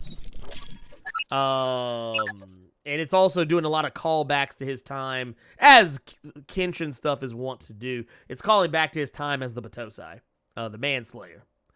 And I think the Ain't other that what they movie... calling Lori Harvey right now? I'm sorry, I just want to say it. $9.99 super chat from Raymond Pope. Thank you, sir. You guys think that Eddie will not only allow Dylan to join the Avengers and have Spider-Man mentor him? Paid for by the hands of Battle Beast. Hashtag Thrag is on site, nigga. Holy shit. I mean, I think Spider-Man will be keeping an eye on Dylan, most definitely. Oh, I want to ask you a question. What did you think about Dylan's look as Venom? Did it remind you of anybody? It didn't remind me of anybody. But I know you hated the fact that I said it looks like he was getting his Todd McFarlane on with the chains. Well, no, I agreed, though. I did agree. But it was also one of those things, too, like, the more I thought about it, I was like, it also reminded me of Pitt. Like, because of the size. Because of how big he was. Said Pitt? Yeah, from Image Comics. From Kid Icarus? Oh. No. Talk about if you want to play Smash Brothers, we can play some Smash Brothers. No, I'm good. No, I was talking about, you remember old Dale Keown Image Comic series? It was Pitt, but it was basically like if you took the Hulk and Lobo and put them in one character. That's basically what Pitt was. That was nasty. It kind of is. He was this huge ass dude. He didn't have any nose. He had no nose, but it's like if you took Pitt and you took Hulk and he wasn't green, and he had no nose, but he dressed like Lobo. Like he had long ass black hair that like hung down. He looked like he was getting ready to go to a heavy metal concert. He had the chains all around his arms, just like how Dylan did as Venom. That was the thing I thought about. I when I saw that scene, I thought of Spawn, but I also thought of Lobo and I thought of Pitt at the same time, just because of the sheer amount of size that Dylan was carrying when he was in the suit. Like he was infinitely larger than what he normally is as a kid, but even more so, like he kind of like the size was almost closer to when Matt Gargan was Venom Like how, remember when Matt Gargan was Venom, like he was just always huge. Like he was always like in like steroid mode. It was like he was always banged out. But yeah. So, one thing I was going to ask you. Go ahead. Is Dylan going to die if he doesn't stay with that suit now? Because he got shot in the fucking chest. Yeah. He got shot in the chest. I don't think he will die because technically, doesn't have powers anymore. Well, no, Venom. The Venom symbiote did the same thing for Eddie when Eddie got clapped. Eddie's been fucked off like at least twice in Donny Cates' run, and the suit brought him back. Because when he fought Null, he got burned alive, and the suit brought him back. So no, I don't think Dylan's dead. But, I mean, it's definitely showing you how capable the suit is. Like, what all it's able to save a person from. But it would be funny to me if we found out later on that you know how it was at Rex? You know how Rex wasn't, like, the actual Rex. He was just a symbiote impersonating Rex. That's kind of... Okay, so you were talking about the whole, like... symbiote still being around. That's kind of what I was thinking about when I saw that shit going on. I was like, I wonder if somewhere down the road we'll learn like Venom wasn't actually able to save Dylan, and it's just Venom just been portraying Dylan. or like there's people walking around who got killed during the King in Black, and the symbiotes are just impersonating those people. That's why I was saying it gave me Secret Invasion vibes, because like the symbiotes can literally pretend to be a person that they bonded with, and no one would know the wiser unless, they had some kind of extrasensory way of telling. But that said, I do want to talk about this real quick. We got one from Bradford Hogue with a $5 super chat. Says, "Hey Ernie, where do I go to find your interview with Chris Claremont about the X-Men having their own planet?" Okay, so this video here, I'm gonna have to look because I honestly don't remember. Oh, hey, look, dude, when you do as many fucking videos as I do, it took me a while to realize this, but I've actually been doing this for a long ass time, and it's been interesting. But this video here, let me copy the link. I found it.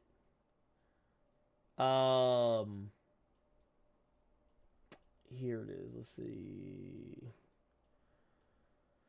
Oh my god.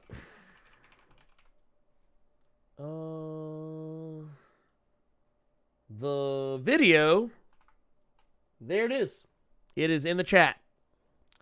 It is in the chat as we speak. If you want to see that video about Chris Claremont and his thoughts on it. It was more of a Magneto thing, but yeah.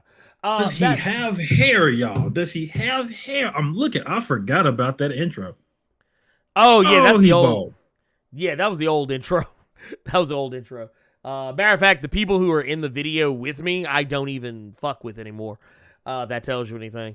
I got asked to be on that panel, and I was just supposed to be there, just kind of in a background capacity, and I kind of slick wound up emceeing the whole thing. Let's see here. Next one that we got is S.O. Grizzly with a $5 super chat. Says, "What do you want from me?" Oh God, love it. Love it, love it, love it, love it, love it, love it, love it, love it, love it. King Kuda with a $5 super chat says, "Since the symbiotes are roaming around, do you see Miles getting his own? Hashtag Bruce Wayne and DJ Khaled have something in common now." Bruh. Wow. Yeah, because Khaled ain't eating the cat either. But no, apparently there's we actually had this as a story. I was going to talk about it, but then I changed my mind. But Miles Morales, they're doing the whole Dark Ages thing again. Like the whole dark timeline where the heroes lose. And there was a thing where they actually showed like a what if, like if Venom and Carnage like were merged together, or like if Miles had a suit that was like Venom and Carnage or something along those lines. I didn't really understand it. I didn't really get it, and I don't know. I think I'm gonna start taking the same approach to upcoming storylines from Marvel, and maybe even DC for that matter, that I did. No, it doesn't work with DC, because I'm always like, I don't know about DC, and then they wind up proving me right. But no, Marvel, I always go like, I don't know if I want to fuck with that. And then next thing you know, the event come out, and I'm like, oh, dude, this is lit.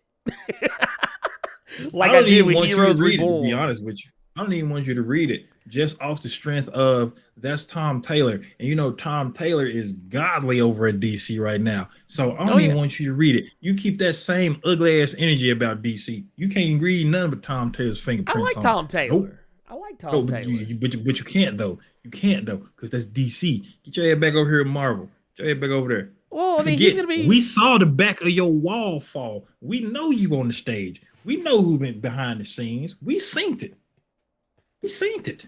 My room is real. Oh, this is real. This is green screen. This green screen right here. Look, one day y'all gonna fuck around and find like, actually, you know what I'm gonna do just to fuck with y'all? I'm gonna take a picture of this of my room, and then actually have it on green screen, and then one day I'm just gonna stand up and pull the green screen down, and y'all just gonna be all fucked up. Y'all like, I'm gonna have like another background. I'm gonna have like Robert Downey Jr. and Chris Evans in the background. There'll be the craft services table behind me, where you see Vin Diesel trying to front like he actually put in some work on Guardians of the Galaxy. Just repeating the same 3 lines over and over again for 20 minutes. No, I don't know if that's actually ever going to happen. But no, I mean, yeah, I don't know. We'll have to wait and see. We'll have to wait and see. Next, super chat. Oh Lord, we got another one. Is for B Black from the $5 super chat. Says, do you see Dylan joining the champions? I mean, he could. It would be interesting. It would be not with Miles on the team. Not with Miles on that team. I feel like they would butt heads just because of Venom. But okay, but here's the thing though. I want to see that now. I actually want to see. Because you know what? Donnie Cates actually said this. He actually said this. He said that this was like, remember when he introduced Miles to Eddie Brock at the beginning? I remember, and I actually talked to him about this too. Personally. And he did say that would not be the last time that Miles ever encountered Eddie. And even that was during like Absolute Carnage. He said that would not be the last time that they would actually have to, like, that at some point in time, Miles is going to have to come face to face with the Venom of his universe. And I would love, I would actually love to see it. I mean, personally, it would be too much spider shit going on one team, but yeah. I would still be interested to see Miles and Dylan at some point have to talk it out. And not because Dylan didn't even do anything wrong to him. It's the ultimate Venom that fucked him up. But the fact that Miles would have to come to terms with the past and accept that this other Venom is actually okay. Which technically he should feel that way now, especially after Absolute Carnage, because Venom did technically save his ass. But yeah, that's neither here nor there. But I would love to see it. I don't think it'll happen, but I would be definitely interested in seeing it. Scott Fitzgerald with the $5 super chat says, back on the X-Men topic and due to the Loki show, do we know for a fact that the timelines of Moira's past lives don't carry on after she dies? The way I always understood it was that when she dies, that timeline goes away. That's the way I've understood it. However, I would not mind if those timelines were revisited in some way, shape, form, or fashion. But yeah, that's the way and like I said, I'm going to dig into some notes here because I actually have, still have my notes, from House of X, and all that, gobbledygook.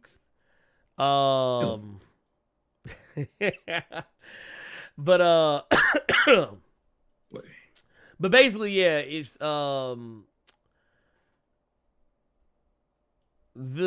way that it often seems to look, especially the way that they put it in like the timelines and setups, is that it kind of seems like whenever if she drops, the rest of it drops. Is the way that it's kind of been looking. If she drops, the rest of it drops. But once again, that doesn't mean anything. Shit could change. I think it's safe to say that we all know how shit can easily and quickly turn around on a dime, and we all know that Hickman is also going to be going back and revisiting a lot of the shit with Mora, so who knows? But yeah, going through I would if it's me putting money on the line, I would say that timeline pretty much just goes away. Because it's also a very easy way to be like, all right, well, she's gone. Wipe it clean. Which I would hate for them to do. I do not want to see the motherfuckers in that ugly-ass fucking mansion again. The mansion to get broke off every 6 weeks. Every report card. Too bad, because that's what you're going to see. Well, no, I know. That's why I'm mad, because I know it's going to happen. But I don't want it. I cannot want it, but I know it's going to fucking happen, because fuck us for all that. You know, and it's you can tell nowadays, and I don't know if people have caught on. I feel like the people that watch this show are brighter than a lot of people who don't. I think you can easily tell when a story is just temporary if certain characters are wearing completely different outfits. Just looking at Xavier alone, this shit ain't lasting long. Yeah. Period. Spider-Man didn't last long. Peter Parker being a fucking Twitch streamer and Nick Spencer's run right now, that didn't even last. That lasts maybe a month. Well, hell, the book is ending on 74, isn't it? Ain't no fucking telling. Well, no. They did announce Nick Spencer's run is ending. Okay, but yeah, if they're wearing new costumes, the shit ain't lasting long. No, it usually doesn't. Well, I will say this though. One thing, and I get asked this question a lot because it came up the other day.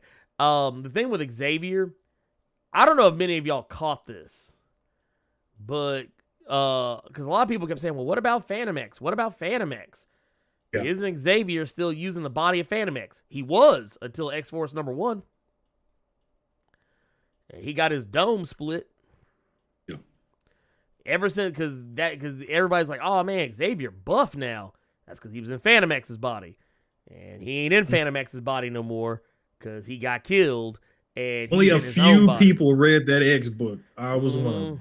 That's why I even knew Phantom X. I knew what they were talking about, but no one else did. Yeah, when people were like, oh, well, what's up with Phantom X? What's up with Xavier and Phantom X? And it's like, nah, this is what's going on. I mean, to be fair, if you notice, you actually pay attention, if you look at Xavier in House of X, he ain't as swole as he used to be since he got killed. He back in his body now.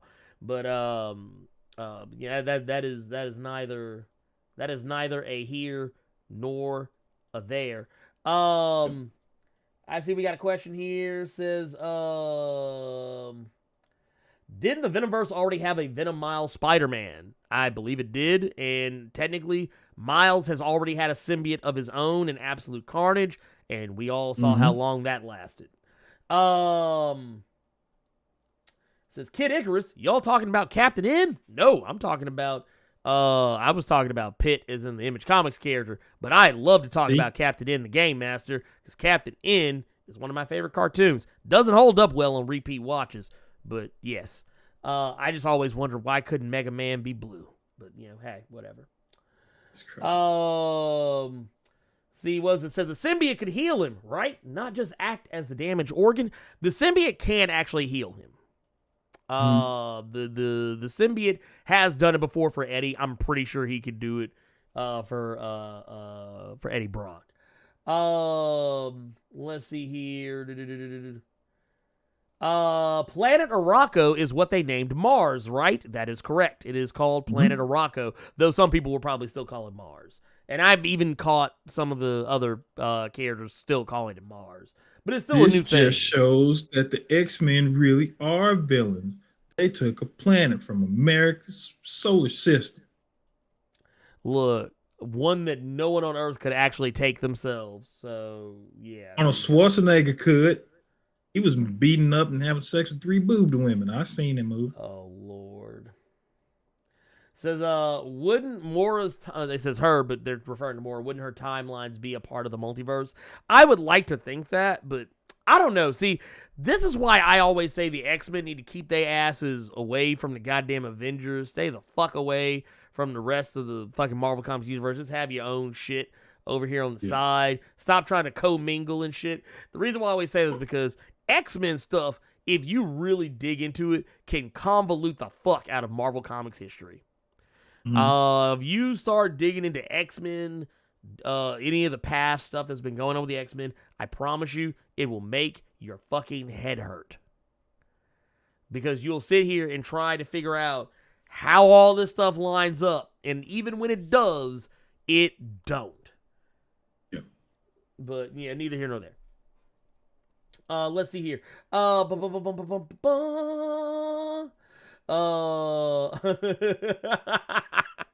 This was from our homie Jonathan Moda coming through with the 499 Super Chat says, that Captain N. Simon Belmont, though. Mother Brain, Eggplant with... Dude, oh my God. Dude, remember Mother... Dude, you remember how Mother Brain used to talk with Captain N? Yes, I do. Dude, that shit, she sounded so ugly. I mean, she was ugly, but man, she sounded ugly, motherfucker. God damn, dude. Remember them soup? Y'all don't, look, I wonder if y'all know what I'm actually talking about here. Okay, so there was an old show, Captain N. Come on, right after Mighty Max. Mm-hmm. Oh, who remembers Mighty Max? Bruh, my dude said Mighty Max. Extra tiny ass toys, but you wanted them. Dude, I remember that shit. Okay, so here is... here, I'm pulling up right now. I'm pulling up right now. Talking about some ghetto-ass black superhero. Captain N? Captain N? You mean Captain N-word? But no, okay, so here it is right here. This is what we're talking about. Nigga man. Nigga man. Look. Thank you. But no, so like right here, you had, so basically the Captain N, the game master, was about this dude. What's his name? Kevin? And he he was sitting there playing Punch Out, fighting King Hippo, and he got sucked into the TV, into the world of Nintendo, along with his dog. And because he was holding the Nintendo sticks when he got sucked in, he has the Nintendo gamepad on his belt buckle that he could use to control, like to do crazy shit in the video game world. And he had the motherfucking zap gun, the power blast or whatever the fuck it was called. He had that on his head. That's what, you can't see his face because the shot that I pulled up is actually him spinning the gun. So that's weird. Also, he had to save the princess, which was not Princess Peach, just a generic ass fucking princess. One Princess Peach, one Zelda. And because Zelda actually was on the show, I think with Link one time, because Link and Captain N were always fighting over who was gonna get the princess. And then Simon Belmont's ugly big chin ass sitting right here. This dude was a fucking coward. This dude was literally a fucking coward. Had all the muscles. Basically looked like a broke ass Gaston from Beauty and the Beast, and this motherfucker out here couldn't even... Dude ran every chance he got when some shit went down. That's one of them scary motherfuckers. You can't trust motherfuckers like that. But then you got a real one, Mega Man. The man that actually was out here trying to do a little something, but his little short, ugly ass, this motherfucker couldn't even have the decency to wear his blue suit. I feel like Nintendo just bootlegged rights to somebody. Say, here, you don't make them look like the video games. Don't do it. Just make up some shit. Oh, and then you got I really want to see. Kid I don't Icarus like that up Pit. here. Oh, I don't like. Oh, Yeah, Jesus dude. Christ. Everybody on here was a bootleg version of the characters they were supposed to be. Bootleg Princess Peach, bootleg Simon Belmont, Look, this ain't Princess Peach. This Princess Apricot. You got this ain't this ain't Simon Belmont. This Simon Beaumont. You got was it Mega Man? This little man. This is little man right here. And Kid Icarus. I'd much rather see my Captain N cartoon than remember this bullshit. Dude, By right? day, Todd Quavius Mitchell was just a lowly grocery bagger. When a woman's press-on nails are stolen and a man's J's have been snatched, this looks like a job for nigga man. Man. Dun, dun. Oh my god, dude, you killed me with that shit. Then you got to put bass in it. Yeah, bro. Oh my god. The cartoon would be fire. But down here's the other one. What was it? This was the one, Mother Brain. That's what he had, Mother Brain. The big ass lips. Look, dude, she talks so fucking ugly. Ugh. Dude, I used to hate that shit. The Captain Power Show. Lord. Dude, Blerd already said Princess Nectarine. I'm done. Princess Nectarine. Dude, Princess Nectarine. Oh my god. Lord. Get out of here, man.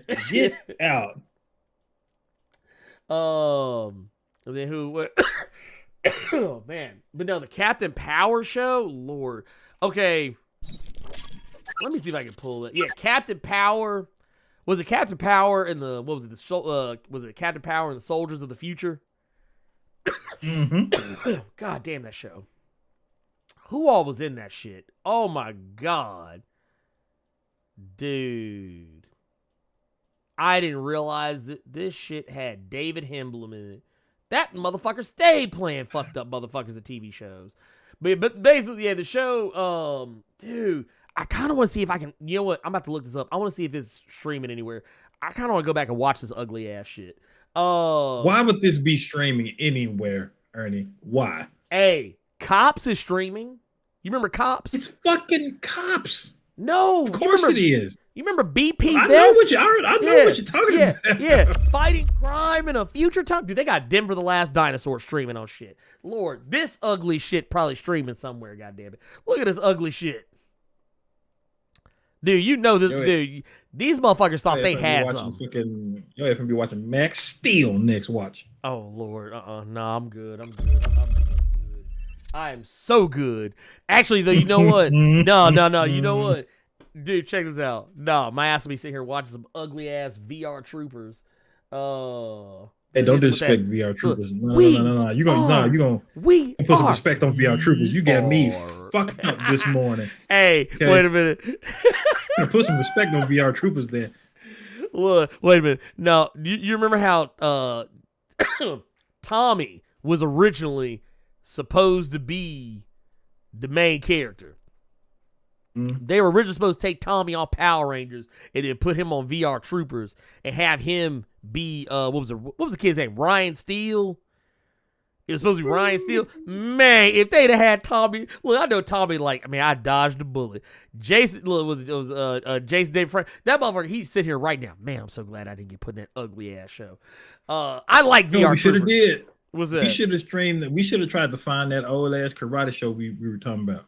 Oh, talking about WMAC Masters. Yeah, we should have been watching. We should have just did a whole thing about this show. Ooh, you gave me an idea. You didn't gave me an idea. Fuck that shit. Hold on, wait a minute. God, I used to watch that shit every Saturday morning. I think I found it. I think I found that motherfucker. The good Disney cartoons went off. You went right over to Fox for WMAC. Dude, look, because what was it? Sharon Lee, Bruce Lee's daughter, would host the shit to give it some legitimacy. I just remember the lanky ass black dude who always looked like a robot. Oh, he almost looked like he looked like Blerd Dot Radio a little bit. Because you know who it was. You know who that was, right? That was Hakeem the Machine Alston. He was the guy that got broke off in the Mortal Kombat movie. Remember when Liu Kang was fighting the dude, the black dude with the dreads, and then motherfucker walked up, he did the whole like and like with the lion roar for no reason. That was Hakeem Austin. Okay. I just remember I thought that show was cold as hell. I said, bro, we can see these dudes health bars around here. Dude, boys in the real world got health bars. Dude, wait. And then they had, what was it? Black Panther was on the show. Most people didn't get to see him fight. It was a dude named Eric Betts, the Panther. And he had that big ass fucking Black Panther claw painted on his chest that was always rubbing off. Man. Oh, you know who else was on the show, right? You know who else was on that show? Chris Casamassa, the Red Dragon. That was Scorpion. I remember that. I do remember. Yeah. That was a dude that played Scorpion in the first Mortal Kombat movie. Dude, I was fucking dead off that shit. But no, I actually found a link. It has 9 hours worth of episodes of WMAC Masters. You know my black ass about to sit here and watch this shit. You know, but you know what? I do want to do that one day. We'll organize it. I keep saying I'm gonna do it, and I keep forgetting. But we are gonna do one. I do. Wait, I love this shit. I'm looking at one of the trailers, or no, one of the comments. That motherfucker said, first comment: how did a live-action fighting game with pro wrestling storylines not have 15 seasons? Because that's all it was. It was wrestling. It was wrestling. Matter of fact, another fun fact.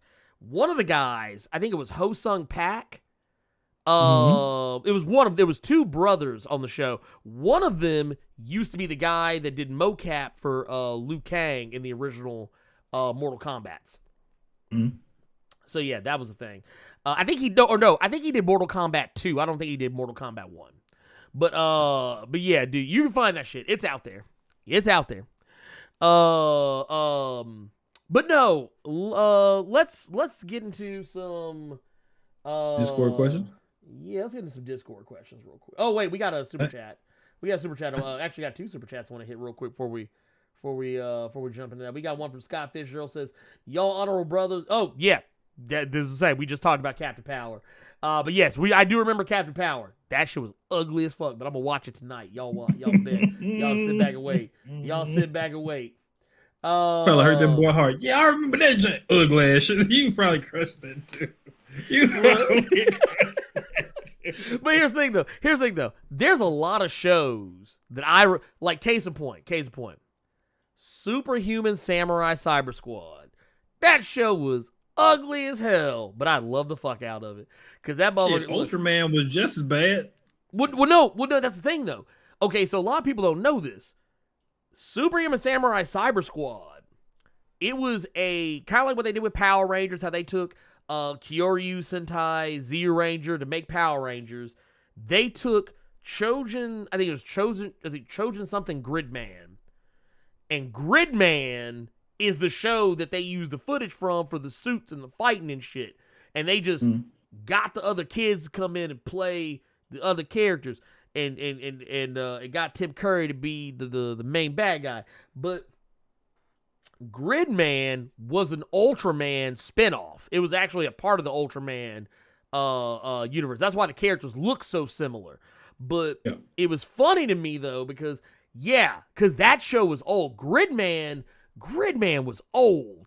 And so they tried to do that shit. They took old footage and it just looked even worse. But it was still fun. It's still a fun show.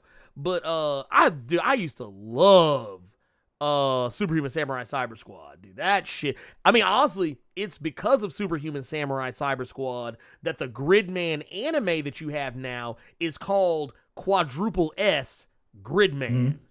That's why. It's actually an homage to the American TV show. The 4 S's is for Superhuman Samurai Cyber Squad. There you go. Is it safe to put on my 3D glasses? Dude, I'm dead. Y'all got me dead. Dark Bay X said, how dare you disrespect VR troopers like that? Next thing you do bad mouth. Hey, see, that's why I said it. I would have got it out the way. I love Superhuman Samurai Cyber Squad. I love VR. Okay, here's the thing. Here's the thing a lot of y'all may not know about me. The Space Sheriff series that VR Troopers is spawned from, I fucking love that show. I have all the episodes on hard drive. It is freaking amazing. That said, woo!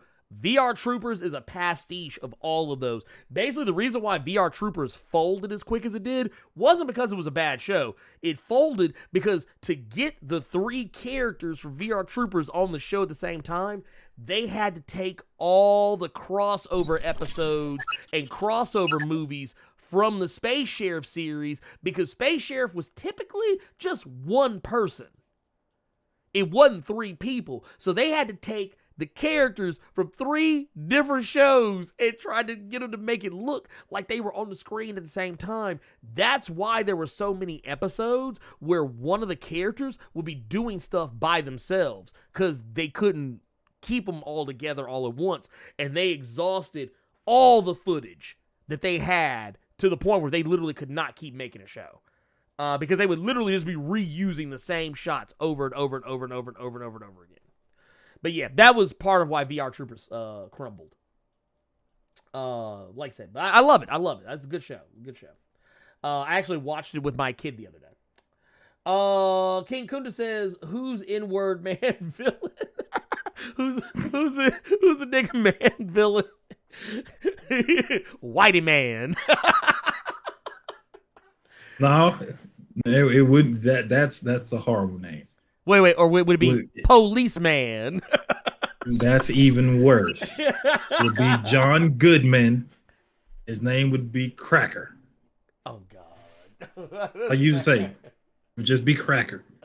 I'm dead. I'm so fucking done with you. Danger. Oh wait. Wait, hold on. My boy John the Motor came through with the real one. Said, Bots Master. It's laser time, boys. Yeah, Jesus. see, that was my shit. Y'all probably remember that. The Bots Master used to come on early in the fucking morning on weekdays. And they had a little rap song where all the robots rapped. It was really cool. Because what was the one robot's name? Ninjas? I think his name was Ninjas. He's like, my name is Ninjas. I don't remember the rest of the song. Anyway, it was cool as fuck. I like that show. Actually, I'm gonna try and see if I can find that streaming somewhere too. Cordelia says saltine or Graham. Stop it. Yeah. I want to get to these Discord questions. Let's get these. Yeah, let's do it. Okay, right. Arkham says thoughts on Batman versus Bigby crossover series coming out. Do you know what he's talking about? No, I have no idea. Okay, so just FYI for you and everyone else who doesn't know, Fables is coming back. Oh, okay. I do know about that. Okay, when you said when they said Bigby, for whatever reason, you weren't thinking about the wolf. I wasn't thinking about the wolf, but that I actually am interested in because I love Fables. Fables is great. Okay. I'm actually very interested in that. It just, for whatever reason, it's been so long since I've consumed anything Fables related. I didn't I'm gonna tell you what, the name Bigby is more likely to evoke a response from me that would make me think about Train Spotting than it would make me think about Fables, because it's been so long, and I've more recently consumed Train Spotting than I have consumed Fables. I used to always get Fables confused with Once Upon a Time, because I thought that's what, and then once I realized they were completely different all things, happening at the same time, though. That was all kind of going I on want a show. That was basically Fables, so I would love a live action Fables show. I think that shit would be fire, especially after playing Wolf Among Us. I want a Fables show. Oh no, definitely, most definitely. Koi Sketches says, for Blerd, since the mutants have successfully taken Mars, what do you think humans plan to do in retaliation? They'll probably try and take their own planet. They'll be like, no, we're gonna get Jupiter. When we talk about Fables, sir, don't disrespect the game like that, saying the Telltale game Fables. No. That's just Fables. No. But he's saying the Telltale game, like that's where it came from. No, that was a comic. No, sir. Yeah. I see what you mean. Well, and don't get me wrong, I love the game, but the comic, the game is based on the comic Fables. So Brian Cunningham. Yeah, I believe so. But in all seriousness, though, I jest when I say they'll just take over Jupiter. I honestly think they'll try and actually take it from them. I actually think that humanity would actually pull up and be like, no, we're going to take this from you. Or we're going to colonize it ourselves. We're going to colonize parts of it and take it from you because it's ours too. It belongs to us because America. The Urban Prince of Strong Style asks, hey, Blerd, do you think mutants are blaming the wrong Maximoff for House of M? I mean, they hate Scarlet Witch, but not Quicksilver, if I'm not mistaken. Didn't Quicksilver manipulate her in creating the House of M event? I truly think that Wanda was a victim of Quicksilver's BS, and they should put all their energy and attention on Quicksilver's punk ass. Yes, they should. However, Quicksilver's manipulation was the fictional world where mutants, if I'm not mistaken, if I'm remembering this correctly, where mutants were treated properly or treated as celebrities. It was more Wanda realizing what was going on that caused her to do the other thing. It's been a while since I've read House of X, so forgive me if I misremembered it. But yeah, if it were personally, I think that is why mutants hate Wanda Maximoff. They probably hate Quicksilver too. But she was the one who said the words. And she is the one who has taken the blame for it, for the most part. Jay Dizzle says, back in Hoxpox, the mutants were on Mars as a base. Do you think the present timeline is leading to something similar to that storyline Hickman set up? I think was more of Sixth Life with Rasputin in them. Okay, so basically what they're talking about is it was the future where basically the Nimrod and the Church of Humanity, I forget exactly what they were called, they basically took over. The Church of Humanity basically came in, clapped up everything, and that was pretty much that. While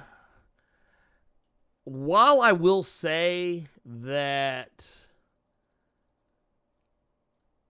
as far as like which life it was, if I am not mistaken, that one, oh my god, that one actually was, okay, that was year 100. So that was technically life, or not year, was it year 100? Shit, I don't remember. Shit was wild. Anyway, but point of the matter is, that was year 9 of her life. So that's the one we're kind of getting ready. That's the one where the life before the one we're fucking with right now. Honestly, the way I kind of feel about it is, and I've said this before, I feel like all the stuff that Mora has experienced over the course of her many lives, all of it is kind of culminating together in this 10th life, because as she's trying to do different things, other things are starting to happen, other shit that, even things that they thought they were going to prevent by doing things differently is happening anyway. Sometimes it's happening earlier, maybe it's happening later, but a lot of the stuff that we were teased in House of X and Powers of 10, a lot of that stuff is still happening, even though it did happen in another timeline. It's just happening in a slightly different way. So that's kind of how I look at it. Blackbone says, suppose Marvel Studios announced they were going to be making 5 brand new animated series for Disney Plus based on comic book characters that have never been seen on screen before, and they were open to pitches. What animated series projects would y'all pitch to Kevin Feige? Well, I for one would say Robbie Reyes Ghost Rider. That'd be one I would throw out there. I would also say, well, we've already got a Miss Marvel live action TV series coming out, so I won't double dip. Yeah. But I would say maybe do a, and we already got see, that's the thing. Some of the answers I would pitch are stuff we're already getting live action TV shows of, like Miss Marvel and Ironheart. Those would be 2 easy pitches. Okay, America Chavez. America Chavez would be one. I would also say give me a Champions television series. Give me a Miles Morales TV series. Actually, just give me everything Champions, because everything's just kind of revolving around Champions characters at this point for me. Like, I'll just be like, yeah, just give me a bunch of Champions TV shows. There you go. Give me Champions. See, when you give say me Young that, Avengers. Give me Champions and Young Avengers. Give me those 2 TV shows. And I wouldn't want Robbie Reyes just because I would more so want him in a live action role. Yeah. Young Avengers. Young Avengers being an animated thing, okay, I'll give you that one. Yeah, you could do a Young Justice. Young Justice proved you could do Young Avengers. Yeah. Yeah, more or less. Yeah. I would still say let Robbie Reyes be like in the MCU. I just as far as cartoons and shit go, I'd be like, yeah, he. You've already do what you did on Agents of S.H.I.E.L.D. Just turn it up. Yeah, no, that's what. Honestly, I'm surprised they haven't just done that. Just give Ghost Rider his own show on Disney Plus and let it be this. Let it be. Gabriel Luna ain't doing shit. Get his ass back in here. I'm almost scared for them to do it. Hell, like, because I know a lot of people have been clamoring for Coulson to come back, and he a whole ass Satan worshiper and Heroes Reborn and shit with fucking Mephisto. That dude kissed the ring and dude, he kissed Mephisto's Converse and everything. Right. Ever since Coulson came back from the dead after Deadpool bopped him, he just been mad. He just been angry. Look, he called him Mephisto daddy. Lord, get me out of here. But no, I will say definitely give me Champions. Give me my final answer: Champions, Young Avengers. Give me a you know what? Give me a new X-Men series. Give me a new X-Men animated series. Give me that. Give me a decent. Actually, I'll tell you what I want now. I tell you what I want now. You can do this shit like Invincible. A little bit too hard. Dude, give me that Squadron Supreme. Give me that Squadron Supreme animated series, but do it just like Invincible. I wouldn't mind that. Give me that Squadron, because dude, Hyperion, dude. Matter of fact, y'all have to do the story arc where Hyperion and Nighthawk cause a whole superhero civil war all over some cheeks. Just saying. And then for my fourth, that's four. So yeah, Young Avengers, Champions, X-Men, Squadron, and then dude, could you imagine? Oh man, because we ain't ever getting no Hulk standalone movie or anything like that. Can you imagine an Immortal Hulk animated series, like an animated series adapting Al Ewing's Immortal Hulk? Lord have mercy. Fucking gross. Dude, that shit would be nasty as fuck. I can't think of fucking 5. Like, give me. Ooh, this is one. Give me the Elektra run that was drawn by Mike Del Mundo. Okay, I'll fuck with that. Give me the book that came out of Secret Wars, because they didn't have Conan at the time. Give me Weird World. Okay.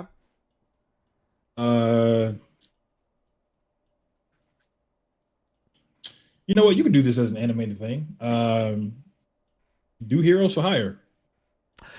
Yeah, actually, give me that. Honestly, I kind of want that David F. Walker joint. Yeah. Give me that. Give me the same animation style too. You said that, so no. Well, no, let me not do that one. Let's do Jeff Parker. Give me his Red Hulk run as an animated series, or, because I don't see this happening anytime soon, live action, do Thunderbolts. Yeah, Thunderbolts is another one. Since you haven't done anything with the Spidey stuff, you don't even have to do Norman Osborn's. You can do the Raph stuff. Right, yeah, just do the Raph. Just have, since you already have him in the MCU, do U.S. Agent. Before he lost his leg, he was the warden of the Raft. You could introduce a new character, Frankenstein. You could probably try to bring somebody in substitution for Juggernaut, and yeah, dude, I would be all for it. I'd be all fucking for it, dude. Let's see. Rough Rider ass says, Scorpion, Tauros, Centaur, Apollo. Do you remember Superhuman? Yeah, of course. Jesus, yes. Of course I do. We just talked about that. Literally just talked about it. Though for some reason, I thought that they were about to ask me about when they started saying Scorpio, Taurus, Centaur, and Apollo, I thought they were about to ask me about the motherfucking tattooed teenage alien fighters from Beverly Hills, which I do remember, and no one else should. Here we got one from Yasuke. Says, Happy Juneteenth. And do you think the Shadow Cabinet will get their own book during Milestone Returns? I got to see Iron Butterfly again for real. Okay, so here's the thing. I talked to Reggie Hudlin and Dennis Cowan about this, and I can go ahead and tell you right now, when I asked the question, will we see the Blood Syndicate and or the Shadow Cabinet come back? They didn't really give me an answer about the Shadow Cabinet. They mostly focused on Blood Syndicate. So something tells me they might do it, but it's not a high priority right now. But I definitely think that is something that will probably happen further down the road as we go. That said, let's get to these super chats, because we did get a bunch of super chats while we were answering Discord questions, so we want to make sure we get to these. Let's see here. All right, so first and foremost, B Black with a $5 super chat says, how do you think Hickman's X-Men era is going to lead to him putting all the toys back in the box? It'll probably be with this Morbius, gonna hurt you to answer. Dude, that's probably gonna be with Moore getting killed, honestly. Yeah. Or could you imagine? That'd be a shitty way to do it. I mean, that's kind of how it seems from the jump. Cause that'd be a shitty way to do it. Because everything ties to Mora's life, and there's something that Destiny tells her, says that you will live, you get 10 lives, 11 if you make the right choices.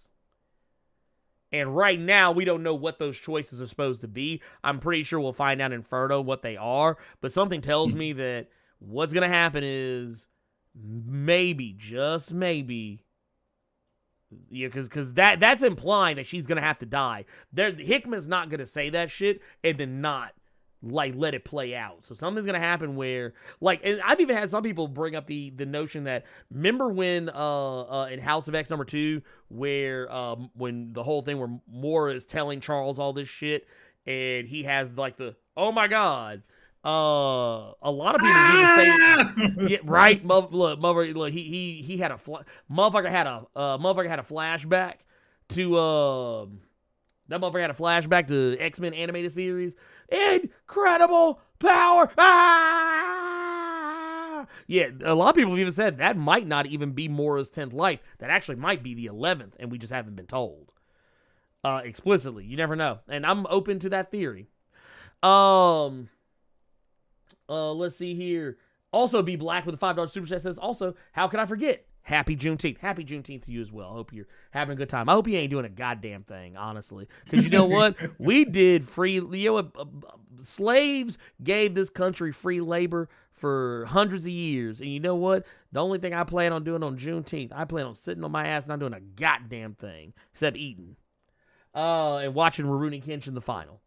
Scott Yard with a $5 super chat says, Age of Apocalypse animated movie series. See, this is where shit gets ugly. Because do you know how wild you'd have to act a fool in that animated series? You'd have to show Magneto putting the D down on Rogue, Bishop with that bald ass head. Look, Sabretooth out here with Wild Child on a whole ass leash. Lord. I wouldn't mind seeing it, though. I actually really like Age of Apocalypse. Kind of miss that series. Gotta go back and read it every now and again. Let's see here. I tell you what. Here, I got one for you. This is gonna be the last one. Jesse Smith asked, if you was Reed Richards, aka Ben Affleck, what would you say to Xavier? I'm assuming this is in reference to when Reed whispered in Xavier's ear. What was it, Marauders #21? Okay, so I got you.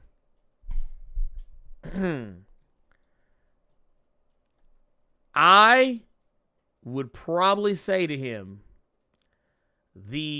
one of the opening lines from the diss track, Hit 'Em Up. I would get in Xavier's ear and be like, "That's why I fucked your bitch." Danger. No, that's not what I would really say. I would basically just be like, "I'm coming to get that ass." Did you read? Where did you read Planet Size X-Men? Did you read it online or did you read the actual like physical issue? I read the online version, Comixology. Okay, so in the actual physical issue, at the end, people are asking what was said, like the letters column and shit like that. And he actually, let me pull it up here. He actually has what Reed Richards said to Xavier. Hold on, let me. Oh, he does. Okay, so shit, let's go. Let me pull it up and just let me read it. Let me pull it up here.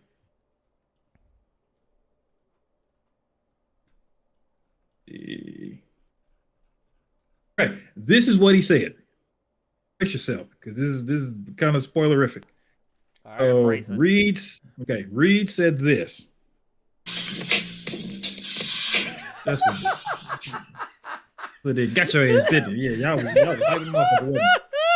Danger. I'm done with you, man. I'm done with you. Oh, I'm so done with y'all. Anyway, Carter, what do you got going on, man? What do you got going on this weekend? Man, the only thing I got going on is this Mario and Rabbids and these free Girl Scout cookies I got, but these not even my favorites. I'm a Thin Mint kind of man. So. Oh damn, man! They ain't break you off no Samoas or nothing. Ugh, those are gross. Oh, okay. Well, you know, we all have our faults. But no, I'm still looking at that. I'm still looking at that Sea of Thieves, man. I think I'm just gonna buy it. I don't know though. I mean, hey, you know what I told you to do. No, I don't know how much Game Pass is though. But what if I like it though? I mean, if I like it and I buy it, I gotta restart it. Well, no, because what you could do is just if you have Game Pass, you can buy the game, and they give it to you at a discount. Yeah, because I don't like it being $40 on Steam, but then I see all these different codes and it's just like a hot 20. Because, like, okay, so here's the deal. Okay. If you... Goddamn. Hey, look, that's too so hot. Here, change that. That's too hot. No, I mean, no. Hear me out. I don't know if you would be able to qualify this because technically you've done it before, but yeah, right now they're doing you can get $1. You can join Xbox Game Pass for PC for $1, but it's for your first month, and it's $10 after that. It's $10 a month after that. It's better than spending $7 on PlayStation 5 games. I mean, I'm just giving you options, sir. I'm giving you options.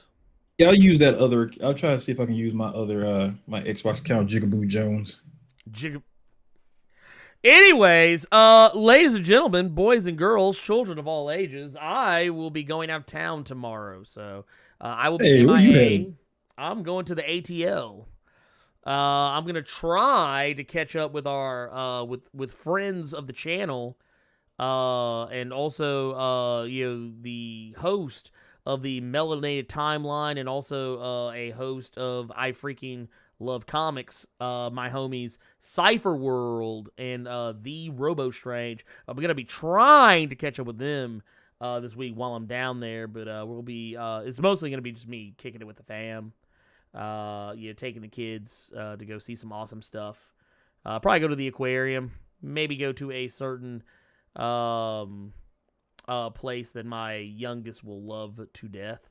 And it's gonna be fun. But that said, this week I do want to make sure y'all know, because I actually talked about this in my top 5 comics of the week video, and I want to make sure you guys know it as well. This week I will not be coming back in town until Thursday. So that means I will probably have read comics on Wednesday, but I will not have worked on comics videos for that day. So videos will probably be late. I may skip some videos. So there may be like I'm gonna actually do some serious evaluating of some of the comics that I read, and if one or more of those X books ain't quite hitting on anything, I will probably make pull an executive order, and like kind of like what I do with X Corp. I'd be like, nah, skip X Corp this week. Nah, skip Excalibur this week. I only do that's pretty much what it'll be like. I do Excalibur when something interesting happens, but like that's probably what I'm gonna do. I'm probably gonna use that rule. Like Sword, you're guaranteed to get a Sword video from me, but Wolverine, I gotta read it first before I can say, because I don't know what's happening in it. And I think the other book is X Factor. I think X Factor is the other book that's coming out this week. That's the final issue, so I'll definitely do a video on that, because actually I really liked X Factor. I actually hate that they're canceling it, but it is what it is. Point of the matter is, I will see you guys back next week. I love you guys to the highest level of highestivity, and I hope you guys are having a wonderful Juneteenth. I hope you're staying safe, happy, healthy, and above all else, keep it at plus ultra. We will see you all next time. We out here. Peace.